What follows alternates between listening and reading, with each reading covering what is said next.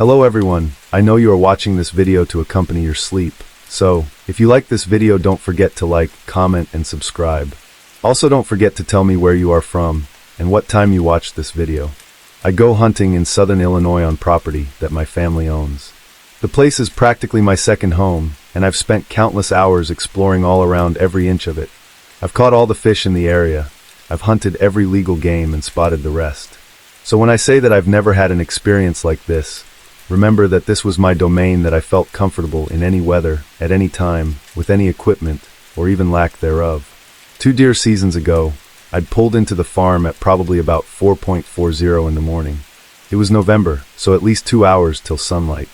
I pull my stuff out of the truck and I walk into the woods.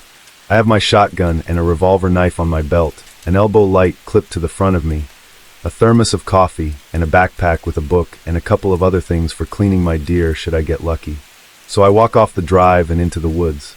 The tree stand that I'm going to is less than a mile away, but through some dense second-growth forest and down a rather steep hill, across some bottoms, then a lung-burning steep climb up another ridge. I always dread the hike, but it's a good spot, so I often do it. I make it down to the bottoms, slush through the icy muck, and get to the climbing.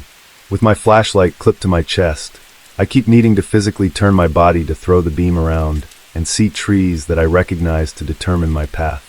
This, of course, always gives the forest a horror movie vibe, even on the best of days. The leaves and the underbrush are encased in frost, so every one of my steps comes with a solid crunch, no matter how quiet I'm trying to be. This time, though, I noticed that there was more noise than usual. What I mean is that something else was crunching close by too. I walked about maybe a quarter of the way up the hill, listening to my company the whole time, seeming to stay the same distance away as I moved.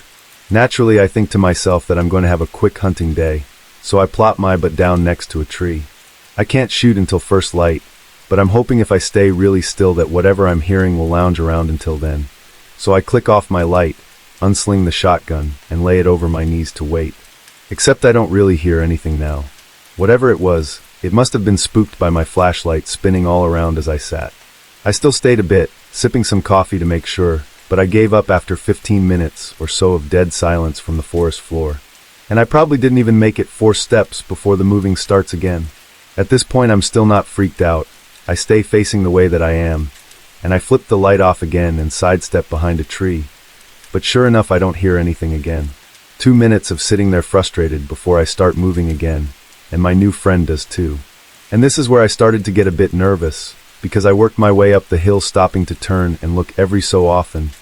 And when I stopped, the sound would go on for just an infinitesimally longer amount of time than my own steps, like something seeing me stop and doing its very best to stop before I heard it. This happened no less than 4 times as well, and by now I'm sweating bullets and freezing cold because, well, it's the middle of winter. I abandoned my thermos near a tree so that I could hold my flashlight and my revolver at the same time, and the last 100 feet or so to my stand was done backwards so that I could be facing the noise and in theory keep it from moving. And I didn't hear anything again after that. I got up into my stand and smoked like 5 cigarettes in a row. It gave me a sense of security being up in a tree behind camouflage like that. Still, I only hunted for like an hour of daylight and went back early that day, and I wasn't moving slow, headed back to the truck, even with the sun shining bright at this point. Now, I haven't told my family about this because, well, I don't think that they would believe me, but man, when I think back about it, it was freaky. The sound, and when it decided to happen, felt, well, very human, which it likely was, as poachers and trespassers occasionally wander onto our property. Still, ever since then, when I go hunting, I'm much better about letting people know where I am going, and for how long these days. I still don't know what that was. I didn't see anything, which is perhaps the most strange part. I thought that I would have seen something at least, being that the sound sounded so close. In the end, I still have no idea what happened that day, and if you guys know anything about what it could have been, then I would love to hear it. Growing up in the 90s, I was always exposed to a fair amount of aliens in the media. Movies and TV like Independence Day, MIB, Mars Attacks, E.T., X-Files, Invader Zim, Alf, Third Rock from the Sun. I can't remember anyone in my family ever taking any sort of particular interest in aliens, but they were just always sort of, I don't know, around. I don't know if this media is why, or maybe it was my parents' open attitude towards the subject, but I never questioned the existence of them. I knew stories about people being abducted in crop circles, but I didn't feel like it presented any sort of immediate danger. I never considered myself to be afraid of them, and that is until my mum started asking me about it one morning. I've always been a sleep talker, well, more of a sleep mumbler, I guess, but when I was 9 or 10, I started sleepwalking as well. My parents would find me in the living room or the hallway trying to incoherently accomplish something. Most of the time, they could just guide me back to my bed without incident, but on one occasion, it just wasn't that simple. When my mum came to check on me before she went to sleep, she saw that I wasn't in my bed. She came into the room to look for me and noticed a small figure crouched in the closet. She asked me what I was doing and came closer to help me back to bed. And as she started to approach, I guess that I started crying and mumbling about aliens, and I even peed on the floor. She was shocked and called for my dad to come and help her. When he arrived, he tried to pick me up to comfort me, but I started screaming and I hit him in the face apparently, something that I'd never done before and haven't done again since then. They had to let me cry myself out, mumbling the aliens and don't take me again over and over until I would let them help me. My mum says that she doesn't think that I ever really woke up too, because I didn't say anything as she changed my pajamas and tucked me back in. The next morning when she asked me if I'd had a dream about aliens, I didn't know what she was talking about. I mean, I had no recollection of anything that had happened the night before. She asked if being abducted by aliens was something that I am worried about often, and I honestly told her that it just wasn't. My parents never made a big deal about the occurrence. They just wanted to make sure that I was alright, but I was pretty embarrassed by it. Since I had no memory of the event, I wasn't left with any fear of the aliens while I was awake, but I was left with a burning curiosity, I guess, as to whether they would be back. Nearly 2 years ago now, my husband and I moved to a pretty safe town, and we decided to have some fun while we were young and child-free, so we got an apartment downtown. It was super fun. It's on the top of a shopping center with restaurants, boutiques, a theater, all kinds of stuff. We had a blast living there too, and have always felt very safe. Now, I like to go on walks. Since the area is so busy, I've always just sort of walked here and there when I'm alone. I go on a walk about every other day, less in the winter. But for 2 years, I've seen this older man sitting in the shopping center. He always gave me a really bad feeling though, so if I came upon him I tried to divert my path. But I felt sort of bad for judging, I guess. I said to myself, maybe I was just being paranoid. Maybe he's just old and lonely and wants to be out and around people, right? Well, the other night there was apparently a shooting in the shopping center. It was around 8 o'clock at night, and I never go out that late by myself, so I didn't even know about it until the next morning. It turns out that some older man had kidnapped a woman in the shopping center at gunpoint, assaulted her, and tried to drive away with her even. Her husband drove after them and shot at the guy. She was rescued, and he's apparently now in jail. He admitted to the police that he's been stalking that shopping center for victims, watching the women around there, and I cannot tell you just how many times in the past 2 years that I have crossed paths with this guy. How many times I felt guilty for feeling uncomfortable around him. How many times I was right in his path, an easy target even.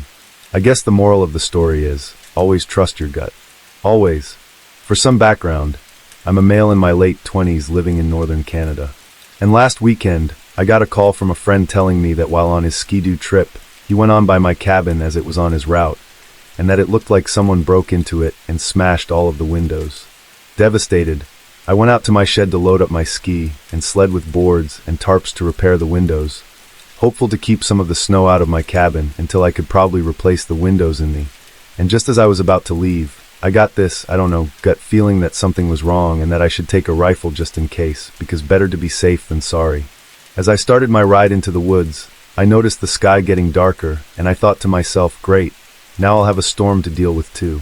Luckily, it wasn't a snowstorm, but just a thick fog that rolled in quickly.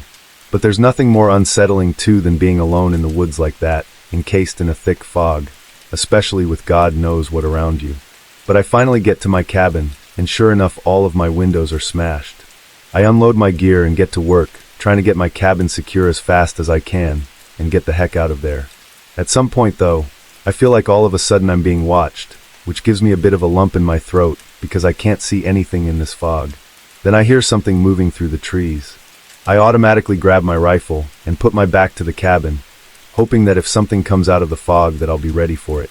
My first thought was that it was the terrible person who broke into my cabin, coming back under the cover of the fog to see what else they could take. But then I realized that no skidoo approached me, as I would have heard one from miles away, as it was so quiet out there. After waiting a while, and no more noises coming from the woods, I go back to work, get my windows fixed, and return back to my skidoo to get the heck out of there. After a short ride, I notice something that looks like potholes in the middle of the trail, and it turns out to be polar bear tracks leading towards my cabin. That creepy feeling of being watched, and the noises from the woods was probably a polar bear stalking me, and was the actual culprit of the breaking at my cabin. What disturbs me most is that, honestly, I would never have seen it coming with all that fog that day, and my rifle, well, it would have been practically useless against such a huge animal. To this day, I genuinely feel lucky to be alive. I really love to drive for DoorDash on my free time. Something about getting out past midnight and just driving is very soothing to me, and why not make some money doing it too, right? Oh, and my wife hates it though, specifically me going out past midnight in what she calls the bad sides of town. I don't see it like that though. I've driven for DoorDash for a bit now, and I've never once felt a fear for my own safety, much less a fear for my life, and I love driving on the west side, south side, and downtown around midnight. But let me run through my shift tonight. So I started my dash in at around 5 p.m. to hit the dinner rush, and it was slow, so I did a lot of waiting for a while. At 6 p.m., I started feeling oddly restless, in a way that I haven't felt before. I felt like I needed to get out of my car and run a mile or something, like I just couldn't keep my legs still. I parked at a gas station to walk around and get a soda and a water to calm my nerves, and it worked for a bit. 7 p.m., I drove to the west side. I felt great and was doing really well with how much I was making. No changes in how I did things at all too.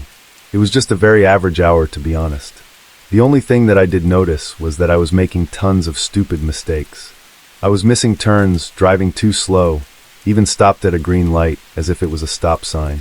8 p.m., I started working the south side, and this is when things got, weird for a lack of a better term. I left the west side with the sun still showing, but by the time that I made it, the sun was completely gone. This was odd too, considering that I've never noticed it get so dark so quickly before. What I mean is that I drive this almost every day, but this was different. It didn't just get dark in a sort of normal way, it got dark normally, but this time I was hyper aware of it, I guess.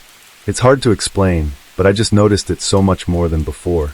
This is when my anxiety started creeping back, my legs got restless again. I started feeling like I needed to get out of my car and run a mile again, but I brushed it off and continued my work. Although I remained hyper aware of the darkness, and during one order when I was picking up food I could feel it. The darkness was heavy and deep, almost like a low frequency that I just couldn't hear or something, but was sort of vibrating throughout my body. I could feel the heaviness of my heart causing strain on my chest though, and I thought that I could hear it drumming in my ears as well at one point. At 9 p.m. I accepted an order that took me to the western area of the south side, an area and neighborhood that I've been in hundreds of times before. I stopped my car at the house, and something just hit me like a ton of bricks. All of a sudden I felt really scared, but not like average fear. There was this absolute sense of complete and total dread that just overtook me. In an instant I felt like I was being stared at too, and I know it's such a cliché thing to say, but I'm being completely serious when I say that I would have bet all my money that there was someone in the back seat of my car staring at me all of a sudden. I could feel the heaviness almost just like earlier in the night tonight. Sitting in my car in front of this home, I started to tear up a bit as I felt closer to death than I ever have before. I worked up the bravery to turn around, but of course when I did, nothing was in the back seat besides the darkness that felt really heavy as if it was made of solid matter. I just cannot explain how physical the darkness of my back seat felt, like I was staring at a person sitting in the back seat, like their weight was being put onto the car but nobody was there. I got out of my car to try and shake it off, and when I did I saw another car pull up in the driveway of the home. I thought that maybe I could hand it to them and get on my way, but they just sort of sat in their car looking at me, and looking down at the shining light that I could see was their phone. They did this 3 times before I worked up the bravery, and I walked the order to the door, every step further increasing my sense of absolute horror for some reason. But I dropped it off, took the picture and rushed to my car. I turned to my left seeing the person still sitting in their car in the driveway, their face illuminated by their phone, but they were just sort of staring at me. I locked my doors and I looked in the back seat again. Still nobody there, and it was confirmed due to the light being on from the opening door, but because I locked the door the light slowly dimmed to darkness again, and the feeling this time was heavier than even before. As soon as the darkness of my back seat hit, It was like the car was full of people sitting back there just staring intensely back at me. I couldn't look away from the darkness. I felt like I was being crushed by the fear and the anxiety. I turned my car around quickly and I drove off, noticing how the person in the car in the driveway was no longer in the car, which didn't make any sense because how the heck did they get out of the car so quickly? 9.30 hit, and I closed out my shift at this point. I was sobbing in the driver's seat with my inside car lights on as I drove home. My mind was spinning, I was lightheaded. The sense of absolute total horror was gone, and in its place was just a void, emptiness, as if something occupied my soul for just a moment and then left it wide open and vacant. I walked into my home. My wife greeted me, noting how I returned early. I fell into her arms and sobbed again. It's now 11 p.m., and I'm sitting on my couch with all the lights on, and I just feel utterly alone, empty, completely void of all emotion besides one feeling, a slight semblance of fear sitting in that empty void. My wife wanted me to take out the trash to the dumpster outside, but I just couldn't do it. I don't know why, but I just can't go back outside in the dark tonight. I know that this whole thing is really weird to say the least, but if any of you guys know anything about what might have happened tonight, please do tell me, because that fear is still sitting with me. Around 2014, in a summer in a small provincial town in Ecuador, I was working in my father's farm. He was dedicated to livestock, so every weekend after school he'd help with daily tasks such as feeding the cows and go over to them to make sure that they're not missing or have any problems and stuff. Well, one Saturday, I did a routine afternoon batch check around 3 p.m. For some reason I couldn't do it earlier, so I rode my horse called Loco and went to see them in the afternoon. It was a bit of a trip, but it was about 50 minutes to an hour because there was a shortage of pasture on the farm and we had to rent a piece of land nearby. The outward journey and the batch check passed without incident. It was around 5:30 in the afternoon, so I started the journey back, and 30 minutes back home, I just felt a strange, like wind on my body or something. I was skeptical until that moment, but for some weird reason that feeling made me think something bad was about to happen. Almost instantly too, I noticed that Loco began to struggle with the reins, something strange since he was a noble and really calm horse. However, he began to move his ears abruptly. His hair curled and his body struggled against the side of the road, as if to say, I want to dodge something and run. With all my strength, I tried to control him with the reins while that was happening, and my head involuntarily turned to the right, and out of the corner of my eye I saw a black silhouette, maybe 1.5 meters away from us, disappear from the fence that surrounded us and made its way through the undergrowth. The undergrowth began trembling, and it was breaking everything when it disappeared. It didn't run, it didn't fly, it simply just sort of vanished. I really don't think it was an animal too, since it didn't make any animal noises, or the typical sound when an animal or a person flees. Whatever this thing was, it seemed almost supernatural or something. What I mean is that it just sort of vanished in a huge rumble of dry undergrowth. While that happened too, in a brief second my hands went completely numb from the force that I applied on the wheels, and Loco simply started running, and I, still confused, held on with the little strength that I had left so as not to fall and injure myself. After minutes of intense running, Loco finally stopped his gallop. I went down to drink some water in a stream, and it was at this time that I noticed that my eyes began to burn like nothing else. They just burned like having bathed in pepper spray or something, and I hadn't done or touched anything to make this happen. When I got home and unsaddled my horse, I went inside, and my mother asked me almost immediately what had happened to my eyes. I simply replied that it was my sweat, that it wasn't necessary for her to be alarmed that way, but she insisted that I go look in the mirror, and when I did I noticed that my eyes were full of blood, almost like crying blood too. There was not a single white space in my eyes any longer, and there was nothing but 2 meatballs filled with red as vivid as blood. That obviously scared me, and I couldn't help but feel that it was somehow related to that black thing that I saw. It should be noted that my doctor couldn't find a medical or even a logical explanation about what had happened to my eyes, and that no medication helped. In fact, my eyes remained that way pretty much for 2 months. Telling this to my mom and brother, they just froze. My brother went the next day to check the area where I had seen that sighting to have a look around and see if he could find anything, and he told me that there were no trails, roads, or at least one broken branch. Everything was completely clean. It was just really weird, and there were no plants there that would cause this. He acquired some water samples for the doctor, and they came back negative too. It's been 8 years, and I remember it vividly, and I haven't been back to that place since then. Loco unfortunately died a year ago, and it's sad to know that he was my partner, and the only one who ever experienced that with me. I miss you, loco. So I had a date several years ago. I met this dude online, and I really should have paid attention to the red flags. This guy had no sense of humor and wouldn't even type so much as an LOL or a smiley face when I tried to joke with him. He seemed kind of, serious, but he had a lot of intriguing things to say, and we had a lot of the same interests, so I figured that maybe he would be a better person or something. After creepy encounters in the past, though, I made sure to message one of my best girlfriends before going out on this date. I told her where we were going, and the car that he drove, and even his name. I even sent a pic of his profile online. Anyway, I met him at the restaurant that happened to be next to a hiking trail. Weird, right? And while during our time eating, his sense of humor had not appeared at all. It was pretty creepy, to be honest. Like every time that I made a joke or laughed, he would just stop what he was doing and stare right through me, like staring at nothing. His eyes resembled the cold, emotionless eyes of a doll maybe or something, and it just really creeped me out. And then he started talking, and it got a lot worse. He started talking about his job and how he felt slighted by everyone, and that he deserved to be treated better because he was smarter than them. Serious psychopath red flags were going off in my head at this point. He never even had any emotion on his face either. No smile, no laugh, just a constant blank face and blank stare with those predatory eyes. Then he wanted to go for a hike. I said that I needed to go to the bathroom, told my friend everything via phone call.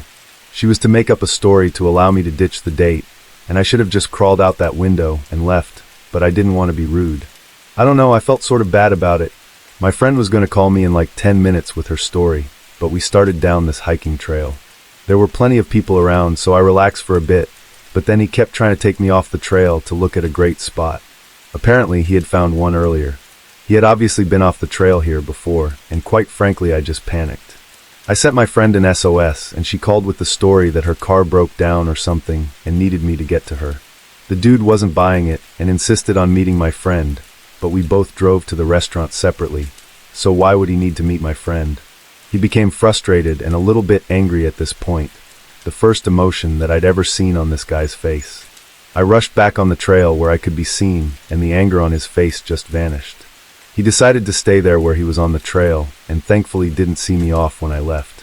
Now I don't know if this dude was truly dangerous or not, but the feeling that I got in the pit of my stomach told me to just get out of there right now. What do you guys think? Was I just jumping the gun, or was there something more going on here? This happened when I was in my early 20s. I was on plenty of fish looking to meet a nice guy. I had a few conversations going with some people, but they quickly became lewd and aggressive when I expressed my lack of interest in hookups. But there was one guy who was maybe 5 years older than me that had messaged me, and he was really the only one that didn't act like the others had. What I mean is that we had normal conversations, and I thought, you know what the heck, he wanted to meet up, and we should give it a crack. I was in the Navy at the time, and it turned out that he was too, on the same base even. I lived off base, mind you, but he claimed to be a martial arts instructor that taught classes at the gym by the barracks. And he seemed nice, and also we set up a date, but something about him just bothered me that I couldn't put my finger on. I think it was the fact that I'm used to making people laugh and joking around since I'm sort of a bit of a class clown, but with this guy I just got nothing. He would never respond when I made a joke, just would carry on what we were talking about before. He seemed almost too serious. In the end I just chose to ignore it, because maybe I wasn't as funny as I thought. Anyway, the night before I was to meet him, I got a strange phone call from an unknown number, like one of those numbers that says unknown or blocked or something so you can't call them back. I wasn't going to answer at first, but man am I glad that I changed my mind. So the person on the other end of the phone sounded female and a little bit frantic. She said, "Hello, is this?" and my name, and I paused. "Who?" I answered. She then said, "Look, I know that you have a date tomorrow with this guy, and I'm telling you not to go. He's a dangerous person." I was kind of startled that she knew my name and the guy's name, and I responded with, "What? Who are you?" And she pleaded for me to hear her out. She said that she was an IT for the Navy, which is how she was able to hack his account and find out messages to each other, including my phone number and everything. She apparently used my phone number to look me up in the base directory, or something like that. Found my name and address, or so she claims. That freaked me out, but she then tells me that he lured her somewhere private to try and have his way with her after meeting her on Plenty of Fish. I asked if she reported it, but she said no because nobody believed her since her rank was low. Now obviously I didn't know if this was some sort of psycho X or if this was real or not, but I wanted nothing to do with either of those things, to be honest. So I thanked her for her time, and I promptly canceled the date. Look, I don't want any part of either of those things, whether it's a crazy ex or sexual abuse. No thank you, especially since she stalked both him and me at this point. I don't know, something didn't sit right about that whole encounter, and the dude called me the next day and asked why I canceled. I made something up, and he then says the girl's name from the phone call called you, didn't she? I froze because I just didn't know what to say. He then says I thought so. I blocked his number after that. So first I just want to give some background info. So this happened about 4 years ago in a house where I lived with my mom and my brother. My mom and my brother still live there, and an old couple passed away in this house before we moved in. There's a small basement which me and my dad decorated, so it's sort of like my extra room, if that makes sense, and the basement has a separate door from the outside too. So one day I was just chilling in the basement with my friend watching some movies when we were home alone. My mom was at work until 8 p.m., but we told her to bring us some snacks when she comes back, and it must have been about 8:15 p.m. when we heard the main door of the house opening, steps going from the living room to the kitchen, chairs moving, etc., etc. Normal noises you hear when someone is upstairs. We both heard it, and I was like, oh, mom's home, and he said, yes, snacks are here too. A few minutes later my phone rings. It's my mom, and I was like, okay, probably she's calling us to go and get the snacks. I answer, and she says I'm stuck at work, will be home by 10 p.m. There's a problem with security. I was speechless, and I looked at my friend, and he was sort of shaking too. He heard my mom through the phone, and I had one key to the house, my mom had the other key. Brother was at grandma's place, and nobody else had a key. There were only 2 keys for this whole house. So we went upstairs to the main door, and it was locked. Lights out, I opened and we searched the house, but there was nothing weird just as we left it. There were no chairs moved, even to the both of us that heard the moving for sure, and it gives me chills even thinking about this. I heard a lot of steps and movement upstairs growing up when I was alone in that basement, but didn't think too much of it since only I heard it. But since my friend heard it too this time, I'm starting to think that everything else that I heard was also true and not my imagination like I first thought. So this takes place years ago when I want to say like 8 or 9, I think. I was on a holiday with my dad at the time, and he'd taken me out for a walk in the woods to a nearby place that we were staying in. We'd gotten pretty far in, and we saw this guy laying face down on the ground. My dad's first thought was that this guy was dead. I mean, he wasn't moving, and he couldn't tell if he was breathing or not. I remember him putting his arm in front of me though to try and get me away from what he thought was a corpse. My dad starts reaching into his pocket when the guy on the ground gets up and looks at us. Now, not to be rude, but this guy looked completely off his head. He was doing a kind of mixture between smiling and grimacing. He had dark stains in his clothes, which I now think could have been blood.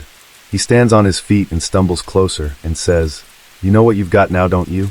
This is the first time in my life that I can remember too, where my dad is completely speechless. The guy then screams, "You've got a dead man on your hands," and just legs it off into the woods. I don't remember being super terrified, but I was just really confused and a little bit scared. My dad, whenever he tells this story to people, he says that it's the most scared that he's ever been. We immediately left, and he called the cops, but apparently nothing ever came of it, and they never found the guy at least. I've been to the place since then, but not into the woods, just in case I ever run into that guy again. So my son, who is now 14, told me that when he was outside playing by the pond in our backyard, that it got really quiet. He couldn't hear anything at all apparently, but then he started to hear music coming from behind the pond. Mind you, this is not in a rural area, Jacksonville, Florida, but the pond backed up to a sort of wooded area, possibly a preserve, I think, and he said that the music played, and he followed it to the backside of the pond, and there he met what he described as shadow kids at the time. He said that they didn't talk, but they played with him. He said that they played tag first, then built rock towers. Then he said that they started to play hide and seek, and he was the seeker. He saw one, and he started to chase it. He said that he tripped over a rock and fell, so he stopped because all the other shadows came out and surrounded it. Then 2 larger shadow people, he described them as being big, as the house came out and sort of scolded him. He said it was a menacing feeling, like they were angry, and it was his fault. He got scared and ran back into our house. He told me of this whole ordeal, which sounds like it would have taken at least an hour with all of the playing and different games that they played, but he'd only been outside for maybe 5 minutes while I was putting my swimsuit on, because I was going to tan, and let him play outside. He was tired and even took a nap after. I didn't discredit his story. He isn't and never has been a liar, and he's always just had this sort of whole Gryffindor Harry Potter persona about him, so I knew that he wasn't making it up. It bothered me a lot though, but I didn't bring it up other than to ask if he had seen them ever again. He didn't, and even said that he wished that they would just come back because they were so much fun to play with. Anyway, a few years later, when he was 10, I asked him if he remembered the shadow kids and the music. Older now, he said yes, all of it was real too. I remember playing with them for hours, and he weren't even worried about me. I thought that I was going to be in big trouble when I got back, but I was just having so much fun. We talked about it a little, and what they look like and stuff, and he told me that they were like shadows, but also sort of smoke. They weren't black, they were more transparent, but also able to be seen. He said that it's hard to describe, but the closest thing that he can think of is like mist or smoke. Now I've heard all of these crazy encounters and couldn't believe the similarities. The silence, the music playing, the transparent figures, the loss of time. Yesterday was my first time reading into this, and I've been hooked because of my son's personal experience. I just asked him if he remembered, and he had first tried to do the whole mom, it was probably just temporary schizophrenia or something because it embarrasses him now, I guess. But when I told him that I was asking because a bunch of people have had the same thing happen to them, he eased up a bit and started talking about it. He said that the music wasn't scary, that it was nice in fact. He again described the misty, smoky transparency of the shadow kids and how much the big ones scared him. This time he added that it was dark when he ran home and he went to bed. I'm not sure if that was what he experienced at the time or his memory from being scared made him think that it was dark, but he did go straight to sleep, so I remember that bit, but it was definitely a sunny afternoon in the Florida summer, so I don't know about that. We were also of German ancestry. My grandfather was full German. His parents immigrated to the US from Luxembourg, but my son was 6 years old when this happened, and we moved to a new home a few weeks after this experience, and thankfully it just never happened again.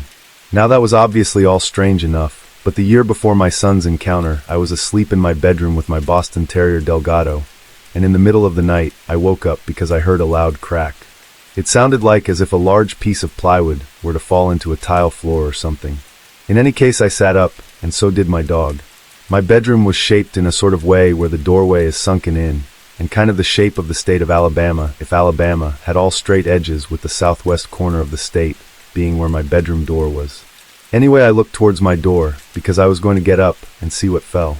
My husband was on the couch in our living room playing video games on the other side of the wall. It was a small 900 square foot apartment, and I could hear the TV, and I'll be if when I looked towards the door I saw someone standing there. I tried to adjust my eyes because my room was pretty dark and my bedroom window was large, but it was facing a wooded area, so there wasn't any moonlights or lights of any kind. My eyes eventually focused, and I could tell that it was a man. I said my husband's name thinking that it was just him trying to scare me. I didn't get any answers though. This man stepped out of the doorway, and that's when I realized that it wasn't anyone that I knew. It was a person, and this person was at least 7 feet tall. Looked like a guy wearing normal clothes and a hat, but maybe a baseball cap. It was so dark, but it was definitely a person, and my dog saw it too, and he started growling instantly. That's when the good old cliché, overwhelming sense of dread came over me too, and it was like it just poured over me like water. I went from being curious to just full-on adrenaline pumping. The dog was the confirmation that I needed to snap me into survival mode though. My thoughts were going 1,000 miles per hour. I darted my gaze to our bathroom door, which was also shut, and I knew that I couldn't book it in time before this guy closed in. I had nothing near me that I could use as a weapon, and this guy was so big that he was taking up all the space in front of my closed bedroom door. The dog stood up next to me and started barking like crazy, and I did the only thing that I could manage, and that was to start shouting. I screamed, "Who are you? What are you doing in my room?" No answer. He just stepped in closer. His arms were bowed, and he was sort of hunched forward like he was coming to strangle me. As he inched forward, though, the thought crossed my mind that my husband hadn't responded to me yelling and the dog barking yet, and the fact that this person had somehow gotten past him undetected was a physical impossibility. I immediately thought that this tall freak was someone that broke in to kill us, and that he had gotten to my husband first, and I was next. I wasn't going down without a fight, and I remember thinking that he's going to have to overkill me, because I'm not going to go down like this. I started screaming for anyone that could possibly hear me. The man is silent, and still getting closer. I'm sizing him up now, and thinking that maybe if he gets close enough I can kick him and run out the door. I realized that the way that I was sitting wasn't going to be a good position for that, so I started to adjust myself, all while screaming, when suddenly there's light. My husband, My saving grace comes tearing through the door and turns on the lights. He's yelling, "What's going on? Who is it?" Frantically looking around the room, and I tell you no lies when I say that this giant 7-foot-tall scary serial killer just evaporated right in front of my eyes. It wasn't like the lights turned on and nothing was there. This thing just slowly dissipated right in front of me. I watched it fade away just like you would see a ghost in a movie, but it was more 3D, sort of like water mist if you've ever been to a water park or a theme park where they have those misters that cool you off. It had on what looked like normal clothes, like a shirt and jeans. I remember either the hat or the shirt looked sort of orange, but he had no face. It was maybe 2 feet away from me too, hands stretched out like it was about to grab me, and I could see my husband through it, and then just all of a sudden it was gone. Obviously I've never been so shook in my entire life. I was shaking and crying, and my husband was just so confused. He thought that I just had a bad dream.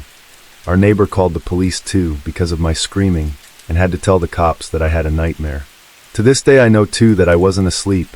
I know the difference between half dreaming and being asleep and dreaming. Dogs can't see your dreams either. I was so scared that night that I shook uncontrollably for like hours. I've literally never been that terrified to the point that I couldn't stop trembling, which has never happened, and I've had a rough life with plenty of scary real-life happenings. I couldn't sleep all night, and I didn't fall asleep by myself for years after this. The strange thing is that whatever my son saw that day, it sounds a lot like this. So I'm 23 male and live in California, and last year I decided to use Tinder for the first time. I had previously used Hot or Not and Plenty of Fish, but mostly just got bots and scammers, so I already wasn't very big on online dating. However, I was feeling bored one Friday afternoon, so I decided to install it and just see what happens. After creating an account, I began swiping people, and it wasn't more than like half an hour after I'd gotten off the app that I got matched up with someone. For a little context, I am what you might call bisexual. I hate labels, but that's what I fall under, I suppose, and I matched up with a 25-year-old dude named Aiden. Aiden was what I would call attractive, and he had similar interests in gaming and coding as I did. I decided to go and send him a message, but before I could even type a single letter, he sent me a message. The message read, "Hey, I saw you're new to Tinder and thought that I would reach out and say hi." I said hi back, and the two of us began talking about our love for video games, movies, and coding. He told me that he's a full-time coder and makes a salary only working 4 hours a day. He asked me if I'd be down to come and chill with him, and I then offered him over to my house because I was alone and he lived with his parents. He seemed very excited about this all of a sudden and said that he would love to come over. We agreed on him coming over in like an hour or so that I could tidy up my room and get my PC ready for gaming and stuff. After about an hour or so I sent him my address and he said that he was on his way. Now normally I wouldn't have invited someone to my house like this that I'd never met, but this guy seemed harmless for the most, and he was attractive, so I wanted to give him the benefit of the doubt. I heard a knock at my door and I looked at the peephole and saw that it was Aiden. He had a bottle of red wine in his hand and a smile across his face, and we hadn't discussed drinking wine together, but I did in fact like red wine, and the brand that he had with him just so happened to be my favorite brand. I opened the door and greeted him. I told him that the wine was actually my favorite and asked if he was a mind reader, and he laughed and said that I just strike him as a red wine kind of guy. I asked him how he planned to get home if he ended up drinking too much, and he said that he Ubered to my house, and we ended up having a couple of glasses of wine on my back patio, just talking about life, work, and shared our coming out stories and stuff like that. After the wine, we went inside to play some PC, and we had a blast.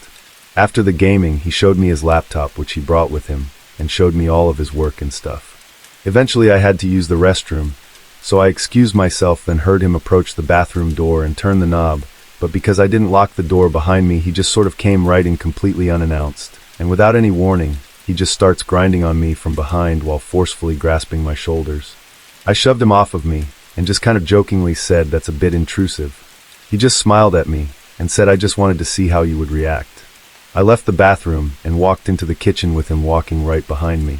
I asked him if he wanted more wine, or maybe some water, but before I could grab the water bottles from the fridge, this dude pushed himself up against me, and groped me, and he was just smiling super creepily.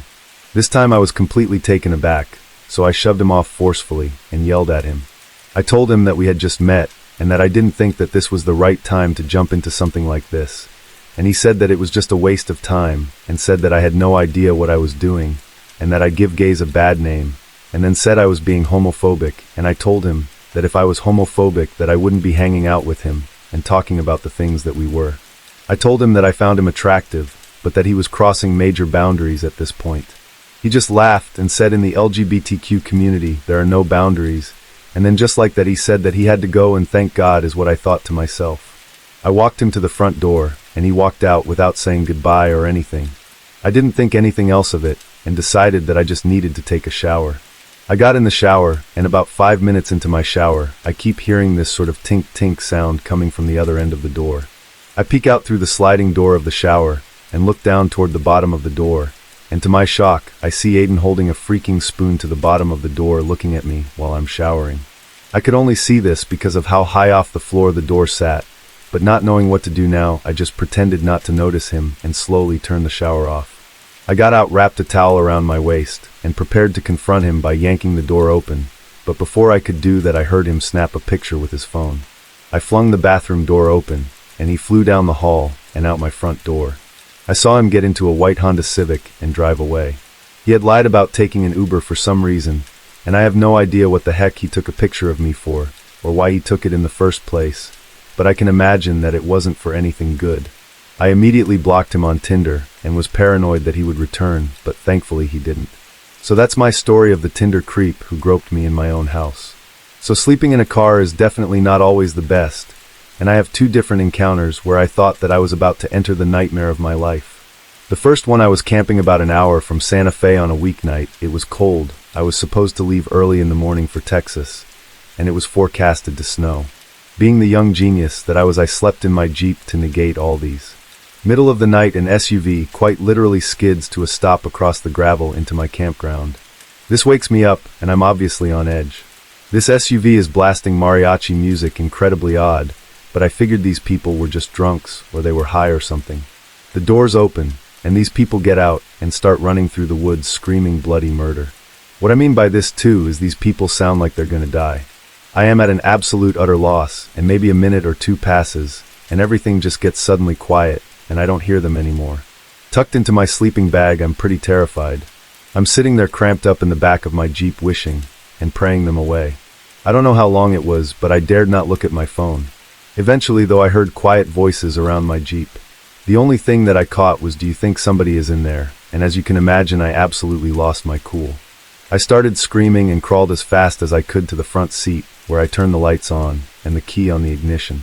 As I looked up, I see these people scattering away like roaches into the trees and down the mountainside, and ever since I keep a J-frame revolver in my center console whenever I travel. My state's permit is actually recognized in a lot of places, so it's a nice luxury to have, especially when encounters like this happen. The second story is that this was in the city of Little Rock in Arkansas. I was heading to Oklahoma from the East Coast to visit family for Christmas. I was too cheap to pay for a hotel, so I got off on I-40, parked behind a hotel, and I slept in my Jeep. Middle of the night, I get woken up by the sound of a small scraping noise though. Confused, I open my eyes to see a figure outside attempting to work the zipper on my soft top. Horrified, I simply sat there, and it wasn't until he or she managed to stick their hand through the small opening that they'd created that I reached out, grabbed the nearest thing to me, which was a Coleman lantern, and smashed their hand with it. Without waiting to see the result of this, I jumped into the front seat, worked the ignition, and peeled out of that hotel parking lot faster than I think I ever left anywhere. I didn't stop for gas, red lights, breakfast, or anything. I emerged straight onto the I-40 and continued west for almost 30 miles, and needless to say, that was the last time that I ever slept in my Jeep. So around 9 or 10 years ago, now I was living with my mom, dad, an older sister in an oldish house in a very small village. And like when I say small, I mean its only main feature was a small church and a few scattered houses occupied mostly by very old people, and that was it. At the time it was the summer, so I wasn't at school or anything, and since we were so far in the middle of nowhere, I spent most of that time at home glued to one screen or another. The usual routine was I'd wake up around maybe 10 or 11 or something, but by this point Mom, Dad, and sister had all left for work, so I had the house to myself. I'd go downstairs, make some toast, watch some random stuff on TV for an hour before heading back to my room to continue with whatever game I was grinding through that particular day. The usual habits of a 17-year-old guy cut off from the world by many, many fields. Anyway, I probably should give a quick rundown of our house. It was an older cottage with 2 rooms upstairs, mine and my sister's, and everything else downstairs. As you walk up the stairs, you go to a very small landing, and you could go sort of either left to my room or immediate right to my sister's room. Basically, the way that this was laid out was that I could sit in my room with the door open, and my sister's room is directly opposite. I should also mention, too, that the ceilings in both of our bedrooms were slanted. We were basically in a large attic where the roof slanted down, and because of where the slant met the wall, we had the crawl space that ran the length of the house on either side of the rooms, both with a small door to access them. These were mostly used for storing normal attic stuff like Christmas decorations and old forgotten toys and stuff like that. The doors to these were thin little things about 4 feet tall with a small handle on the outside. This is important too because turning these tiny doorknobs opened them, but only from the outside. What I mean is that if the door was pushed shut with you inside, there was no way back out. I discovered this myself on more than one occasion. The door on my side ran along my room and along one wall in my sister's room, and hers ran along the other side along my room. This space was not very big too. You had to sort of crouch to stand in it, and most of the time you were in there you were crawling on hands and knees. This is all important too, I promise. But anyway, this one morning I'm awoken to a familiar noise. Some sort of small creature rustling around in the crawl space on my sister's side. I could hear this because my bed was against the wall that ran along it. Not an unusual noise too. Living in the countryside, we had mice almost constantly, and they pretty much had the run of the spaces, no matter how many traps you put in it. I didn't think too much of it, and I got up and went off to begin my morning ritual of toasting television. But the first odd thing that I noticed was while watching TV, I swear that I could hear movement upstairs. My sister's room was directly above the living room, so I assumed that she had just not gone to work that day or something for whatever reason and continued munching. Anyway, around maybe an hour or 2 later, I went back upstairs and booted up my PC. As I was waiting, I turned around to my open door and faced my sister's closed one and realized that it was late in the day and she had yet to leave her room. Which was an odd thing for her since normally she was parked up on the sofa in the living room on days off and didn't move until her parents returned. We're definitely not the most active family, so I started to think that maybe she was at work and I'd imagine the noise from upstairs. But as I mused this over, I noticed the crack of light at the bottom of her door as a shadow passed by it. Okay, so there's definitely somebody in there, so it must be her, right? I once again pushed it off my mind and went back to my PC. More time passed, and the thought came back to me. Why would she be at home but not leave? She only had a small TV in her room and no books, so what had she been doing in there all day? I glanced back around and again saw a shadow under the door. She was still moving around in there, so what was up? I finally decided to just go and knock on her door. I knocked a few times and said her name, but there was no answer. Which was weird, but maybe she had headphones on or something. I knocked a bit harder again and said her name again, but louder this time. Again, no answer. Alright, I thought, you know what, screw this, I'm just going to go in. So I cracked the door open and peered around. But the weirdest thing is that I found an empty room. No one inside at all. Feeling slightly confused now, but better that it was just my imagination. I stepped in properly and looked around and saw something that really made me go into a full panic. At the bottom of the little door leading to the crawl space, there was a small hole that the mice had made to get in and out of the bottom. Really small, but just big enough to sort of fit half of your hand through, and there coming through that hole were 4 fingers holding the door shut from the inside. At first I thought, no, that can't be fingers, don't be stupid, until I watched them slowly creep back and forth through the hole into the crawl space. Man, did I lose it. Very quietly, though I might add, I backed out of the room, shutting the door behind me, and ran to my room. Being the stupid teenager that I was, I grabbed what might be the most imposing weapon that I could find. The fake Winchester rifle cap gun that I got from Disneyland a few years previous. I figured that if whoever was hiding in that bedroom didn't believe that it was a real firearm, I could at least hit them with it. So I ran off downstairs to where my dogs were on the far side of the house and called my mom. She worked about a 5-minute drive away from their house. She told me to stay put and that her and her manager were on their way, and in this time I made a small upgrade from the plastic rifle to one of my dad's golf clubs. I felt much better with that too. Finally my mom and her boss John turn up, and I tell them everything leading up to this point. They say okay, and we all set off upstairs to investigate, with me rather unheroically bringing up the rear with my golf club. I'll never know if my mom is just hard as nails or massively stupid, but while John and I watched, she marches over to the door, yanks it open, and sticks her head in. A moment passes while she looks left and right, and John and I are preparing to yank her back from the clutches of the psycho hobo murderer hiding in there, before she shouts, "Chris, what are you doing in there? Get out." Small amount of backstory: Chris was actually my sister's boyfriend, and unbeknownst to me the night before, my dad had asked Chris to leave, as he had stayed with us for like around 5 days at this point. He said yes, and that's cool, and as far as mom and dad knew, he had headed home, but what really happened was, instead of leaving him, and my sister had planned to make it seem like he had left, and then he could stay another night. He then would wake up before my mom shouted my sister up for work like she did every morning, and would hide in the crawl space and sleep there until everyone had left for the day. The one small hitch in that plan is that they did not think of, you guessed it, me. They'd forgotten that I was home and conveniently sat directly opposite the only exit for the house of the day, so he was trapped. When I knocked, he hid himself behind the door and held it shut to prevent being locked in. Anyway, my mom swiftly told him to get out and not come back. Sadly, this was not the last time we saw that guy too, as it turned out he'd stolen quite a bit of money from my sister's room while he'd been hiding out, and then, because my sister makes terrible decisions, got her pregnant and proceeded to smash windows trying to get at her and the baby around a year later. So he was a pretty nasty guy. For a while too, we lived in the same city when I went to uni, and he was spending time at the prison there for apparently stabbing someone in a completely different town. So yeah, super guy. Oh, and a small topper to all of this is that, as I mentioned earlier, the only rooms upstairs are mine and my sister's bedrooms. He'd been in there for like close to 14 hours with no access to a toilet. But don't worry, because this guy, he had lots of empty bottles, which he kindly left behind for us to clean up. And finally, around a year later, as mom was getting the Christmas decorations out, which were at the far back of the storage space, she found a small bag filled with feces. I should mention too, where she found it is exactly next to where my bed is, on the other side of the wall, and the rustling that woke me up that day, it was him hiding his excrement amongst our tinsel and tree. Anyway, he was a really bad dude, and I'm just glad that nobody got hurt in the end, because I sometimes wonder what he would have done to me if I had found him in the house alone that day in the crawl space.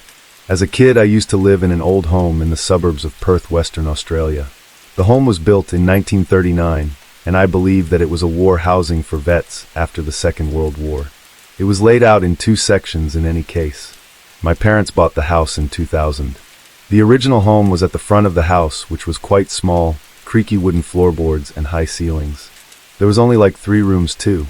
In my room, my sister's room, and a playroom at this part of the house was where a lot of the activity was centered. A hallway connected the old house to what was originally the backyard that had been renovated to add a large modern wing onto the existing structure, and my parents' room was in this way. So I lived there until I was around 12 years old, and my experience begins at, I would say, around 5 or 6. I'd started to hate sleeping in my room and being in that part of the house in general. Every time that I was there, I just felt really uneasy, even during broad daylight, and I just had no idea why. I was just suddenly overwhelmed with panic every time that I crossed the threshold into the old wing by myself. Activity was usually focused in the toy room, the biggest room in the part of the house. Small things like toys moving and going missing, turning on in the middle of the night when they were switched off hours prior, stuff like that. The first experience must have been when I was around 5. I had a vivid night terror of a dirt-covered black glove reaching out from under my pillow and attempting to grab me. When I told my parents, they seemed just pretty unbothered by it, although now I know that this wasn't the case. This comes into play later. When I was around 7, though, I remember a Barbie keyboard my sister had turning on and playing some sort of tune late at night. My sister woke me up as any kid would, and we both went and woke up our parents. When they heard what was happening, they were visibly on edge, as this was not at all the first experience that they'd had with that room. After some apprehension, my dad went in and turned the keyboard off. The ceiling light wouldn't turn on, and it worked in the morning, so it was just a really weird night. A separate occasion involving toys happened in my room. I was around 8 years old, and I had a 2008 Mummy's Gold Matchbox toy set. If anyone is unfamiliar with it, it's a battery-powered track, which once a Matchbox car runs over a button, or the button is pushed, it activates Mummy's eyes to glow in a voice line, "I've got you now," to play in that sort of typical 2000s scratchy audio. Anyway, I was just having trouble sleeping late one night.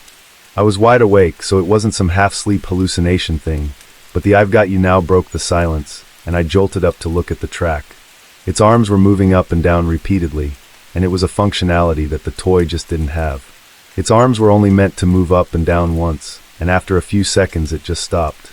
Now I'd been playing with it earlier, and I definitely remember switching it off. Obviously I didn't sleep well that night. In fact, I started sleeping on the couch in the living room after this. I can recall multiple occasions in which a clock would fall off the wall, no matter where it was placed to, or what we used to hang it just fell off every time. The activity though was fairly quiet for the remaining couple of years that we lived there. Basic sort of stuff like bangs and scratching noises, a cold breeze when there were no windows or doors open, dogs barking at doorways and corners when there's nothing there, but it was nothing to write home about, and we moved out in 2013. It's only years later, too, that my parents told me about their experiences. They're now divorced, and they rarely agree on anything, but this is one thing that they both see eye to eye. So the toy room that used to be my sister's room when she was a baby, and the usual toy room stuff applies here. The baby monitors, recording sounds of lullaby players which has no batteries in it, or was put away in a closet only to be mysteriously attached to the crib again before being found halfway across the room in the morning. But by far the most disturbing account is that of a dark figure. You see, both my parents experience waking up in the dead of the night only to see a tall, dark figure around 6+ feet tall, wearing a trench coat and standing over the other person as they sleep. The figure was always gone after a blink, and they each only saw it once years apart, but it makes them uneasy just talking about it. Though it's not directly a first-hand experience, it definitely helps corroborate my experiences, because the part that terrifies me is their recount of its gloves. Both of them recall it wearing black dirty gloves, just like the ones that I'd seen in my night terror as a child all those years ago. This happened 7 years ago, while I was living in a small town in Illinois. My youngest was a few weeks old, so I was up frequently to feed him. So I sat downstairs with him, while my husband and older 2 children slept upstairs. I was woken up to someone knocking on my door one night. I was sort of half asleep, and my only thought was getting to the door before it woke everybody up. I was so sleep-deprived, too, that I just wasn't thinking straight. Otherwise, I probably wouldn't have answered the door so late at night. But anyway, as I was heading to get to the door, my baby started to wake up, so I brought him with me. I opened the door, and a man is standing there. I said, "How can I help you?" And he just sort of stands there for a second and doesn't say anything. At this point, I'm starting to wake up enough to be observant, and I remember feeling like he seemed nervous, which made me anxious too. All he said was, "I'm sorry, I thought you ordered a pizza." Then he grabbed a box off of the table on the porch and walked away. I don't remember what I even said to him, to be honest. I just closed the door and stood there feeling a bit strange, thinking about how weird it was, but I told myself that he just had the wrong house, I think. As I'm walking back to the living room, I saw the clock, and it was at this point that my stomach dropped. It was a little over 2 a.m. There were no places around that deliver that late. I went back to look outside, but I didn't see anyone, and there were no cars on the street. I made sure all the doors were locked along with the windows that night, and I just remember sitting there a little shaken, thinking about how off the situation felt. I mean, normally a pizza guy just says hi and tells you how much you owe. All he said was, "I'm sorry, I thought you ordered a pizza." 2, the box was not with him. I didn't see it until he grabbed it off the table as he exited my porch. The table is a few feet away from the door. If he was holding it, I probably wouldn't have asked how could I help him, and I would have just said wrong house or something. 3, I don't remember him wearing anything associated with a pizza place or a name tag. The only place nearby was a Pizza Hut as well. This was around March or April, so it's possible he had a jacket on, I suppose, but I just don't remember. And 4, nothing was open that late, and I'm definitely sure about that, but the nervous vibe that I got from him too still tells me that something was really off that night. I mean, what was he doing? And if he did have bad intentions, I think either he saw that I had dogs, or maybe me holding my baby changed his mind. Whenever I think about it, though, I still get chills, and I feel lucky that nothing happened that night.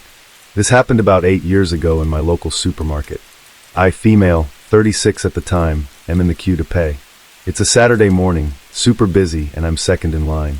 In front of me at the till is a family of 3, mom, dad, and daughter. Mom and dad are unpacking the trolley, and the daughter is sitting in the trolley, just facing me. Behind me are 2 men, and they're just making me super uncomfortable, standing way too close to me.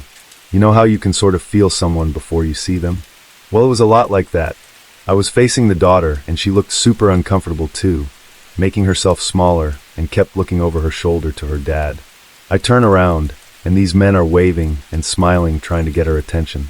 Then the one guy reaches around me and touches her foot.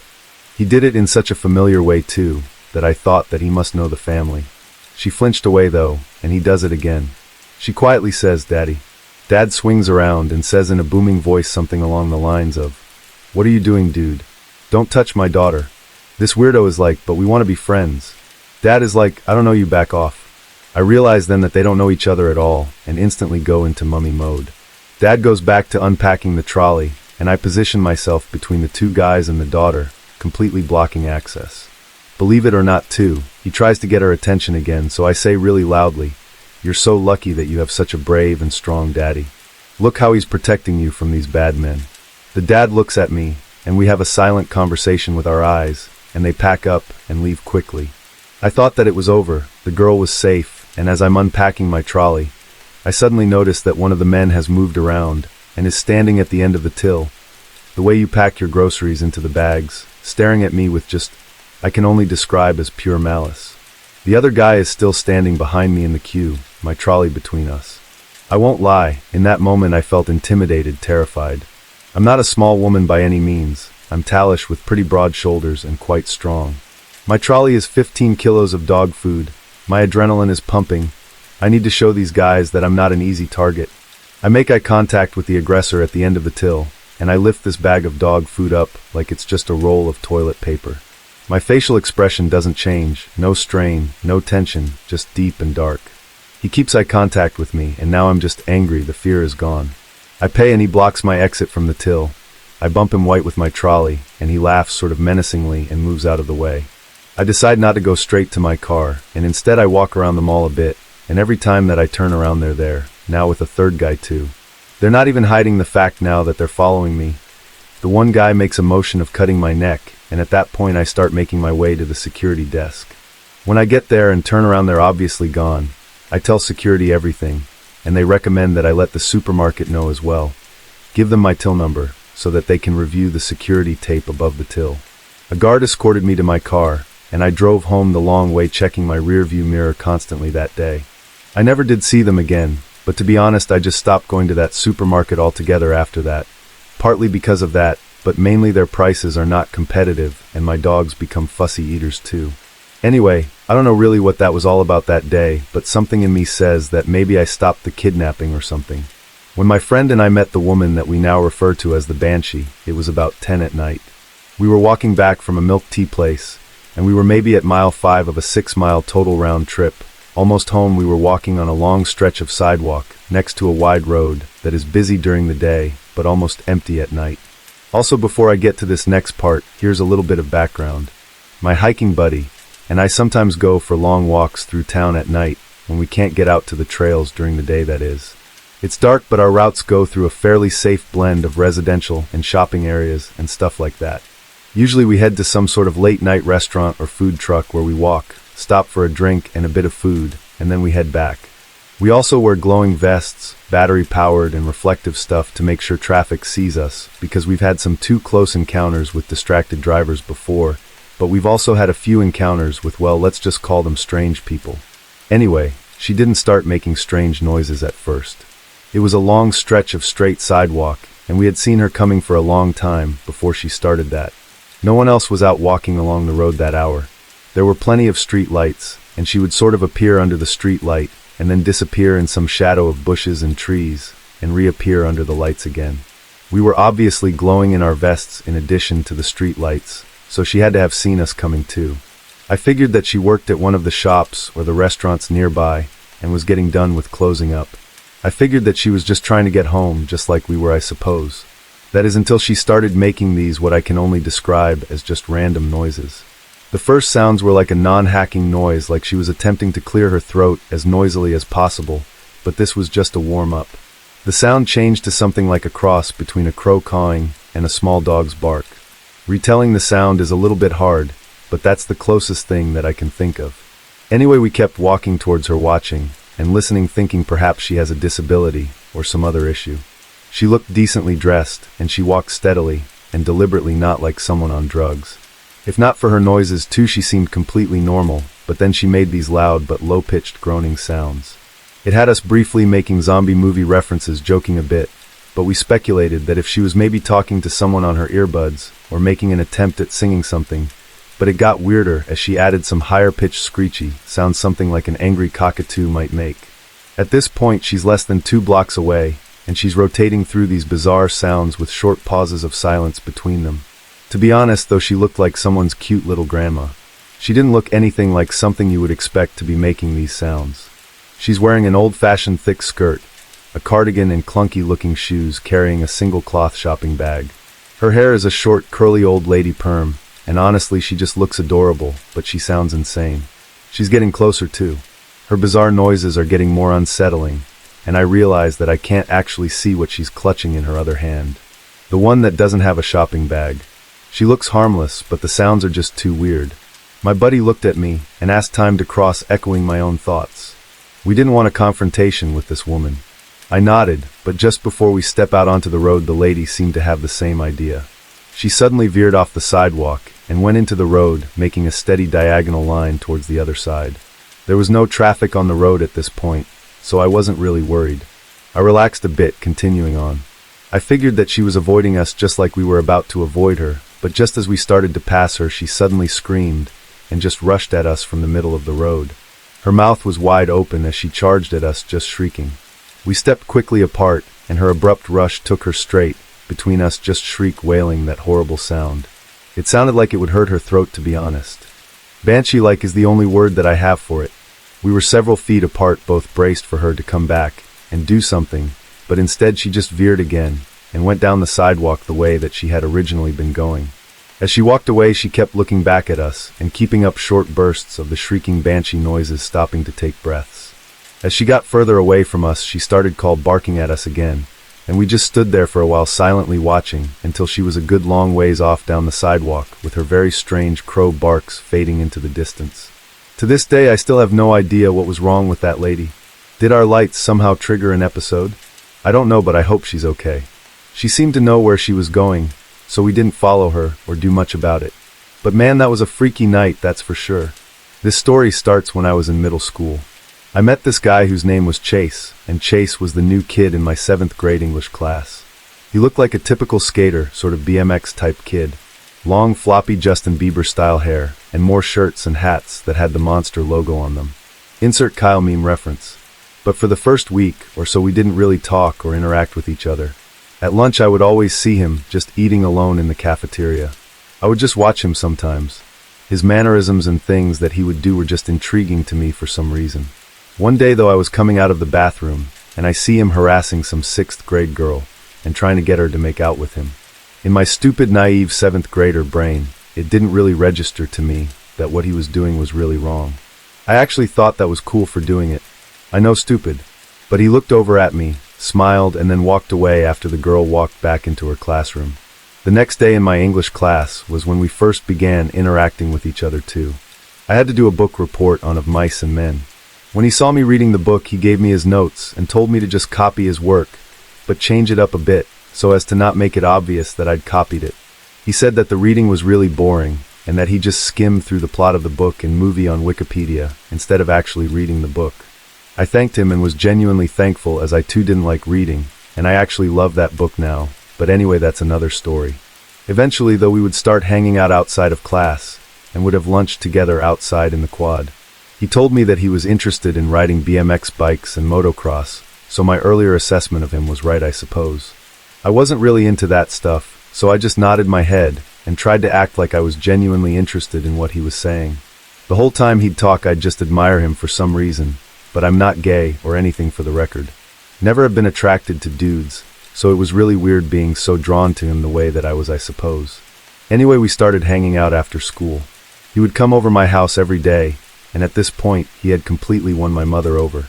He would always compliment her on the way that she had the house decorated. He would compliment her cooking, and would talk to her about the show Teen Mom too, which my mom really liked to watch, and apparently so did Chase. Over time, I started going over to his house too. I wasn't as outgoing as he was, so I didn't immediately hit it off with his family, but they were nice people, and I really liked them. Chase would always argue with his mom, though, and one time she told him to go outside and hang out because she didn't want us playing Grand Theft Auto all day. This seemed to really tick Chase off too, and he turned around and hurled the controller at her, cracking her right in the forehead. I was obviously sent home, and as I was walking down the driveway, I could hear him screaming at his mother and calling her all kinds of horrible things that I won't even repeat here. The next day at school, he walked up to me at my locker and apologized for what happened at his house. I asked him if his mom was all right after being hit with the controller, and he said that she ended up going to the ER to get stitches. He then said too bad I had to do that just to get her to shut up. As more and more time progressed, I had started spending more and more time at his house. His attitude towards me started to change too. He would ridicule me for the clothes that I would wear. I always wore black man t-shirts, and he would call me names like every day. One night when I was spending the night at his house, he said that he wanted to play a game. The game was just called hide and seek tag in the dark, and apparently he was it. The first round we turn off all the lights in the house, and I hide while he counted. Keep in mind this was his idea, not mine. I thought it was weird that we were even playing this given our ages at the time. Nevertheless, I find a hiding spot in the crawl space under the staircase, and I wait patiently. The house was pitch black and completely dead silent, and let me tell you that the atmosphere in the house was something straight out of a horror movie. I felt extremely uneasy, and the hands of my arms started to stand up. I really couldn't hear a thing in that house, and all of a sudden out of nowhere I hear this creepy laugh coming from outside the crawlspace door. The door was cracked open, and I could see Chase peeking in. He says in a low whisper, "You're screwed now," before yanking the door open and opening fire. A barrage of BBS are flying at me at once, and I didn't know that there were BBS in the moment, so I literally thought that I was being shot with actual bullets. The popping sound resembled an actual gun too, and he had emptied an entire magazine into me, and I was in so much pain that I just couldn't even move. Once the pain subsided, I just left though without saying another word to him. At school he would stare at me and follow me to all my classes. He would try to call me and text me, but I would always ignore him. Eventually he left me alone, and a few years went by before I heard about him again through a mutual friend. Supposedly he had gone on the run after shooting his girlfriend in the head because she wouldn't let him have the last cigarette. He hasn't been seen or heard from since, and to this day his whereabouts are actually unknown. His ex-girlfriend survived and thankfully made a full recovery as well, but I just find it so unsettling to think about how I was best friends with such a psychotic person. This experience is from November of 2018. I'd been working at this facility for 2 years at this time. For context, I'll try to describe what our floors look like in the J. There's an elevator bay with a big metal door that is controlled by motor and chain. This is what we call main or main slider, and all traffic comes into the floor from this door. You go down a small passage, and then you're in a space that is sort of the shape of a square with a small square room inside called the cube, which is surrounded by 7 pods for inmates, and each pod has 12 cells and can fit 2 inmates.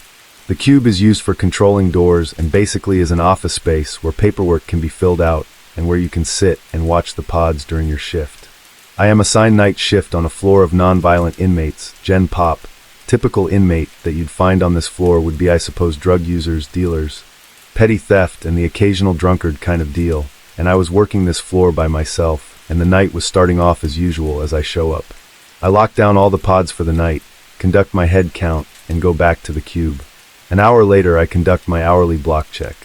Everybody's asleep or just chilling, so I return to the cube, and not the second that I finish sitting down I hear the sound of someone kicking a cell door.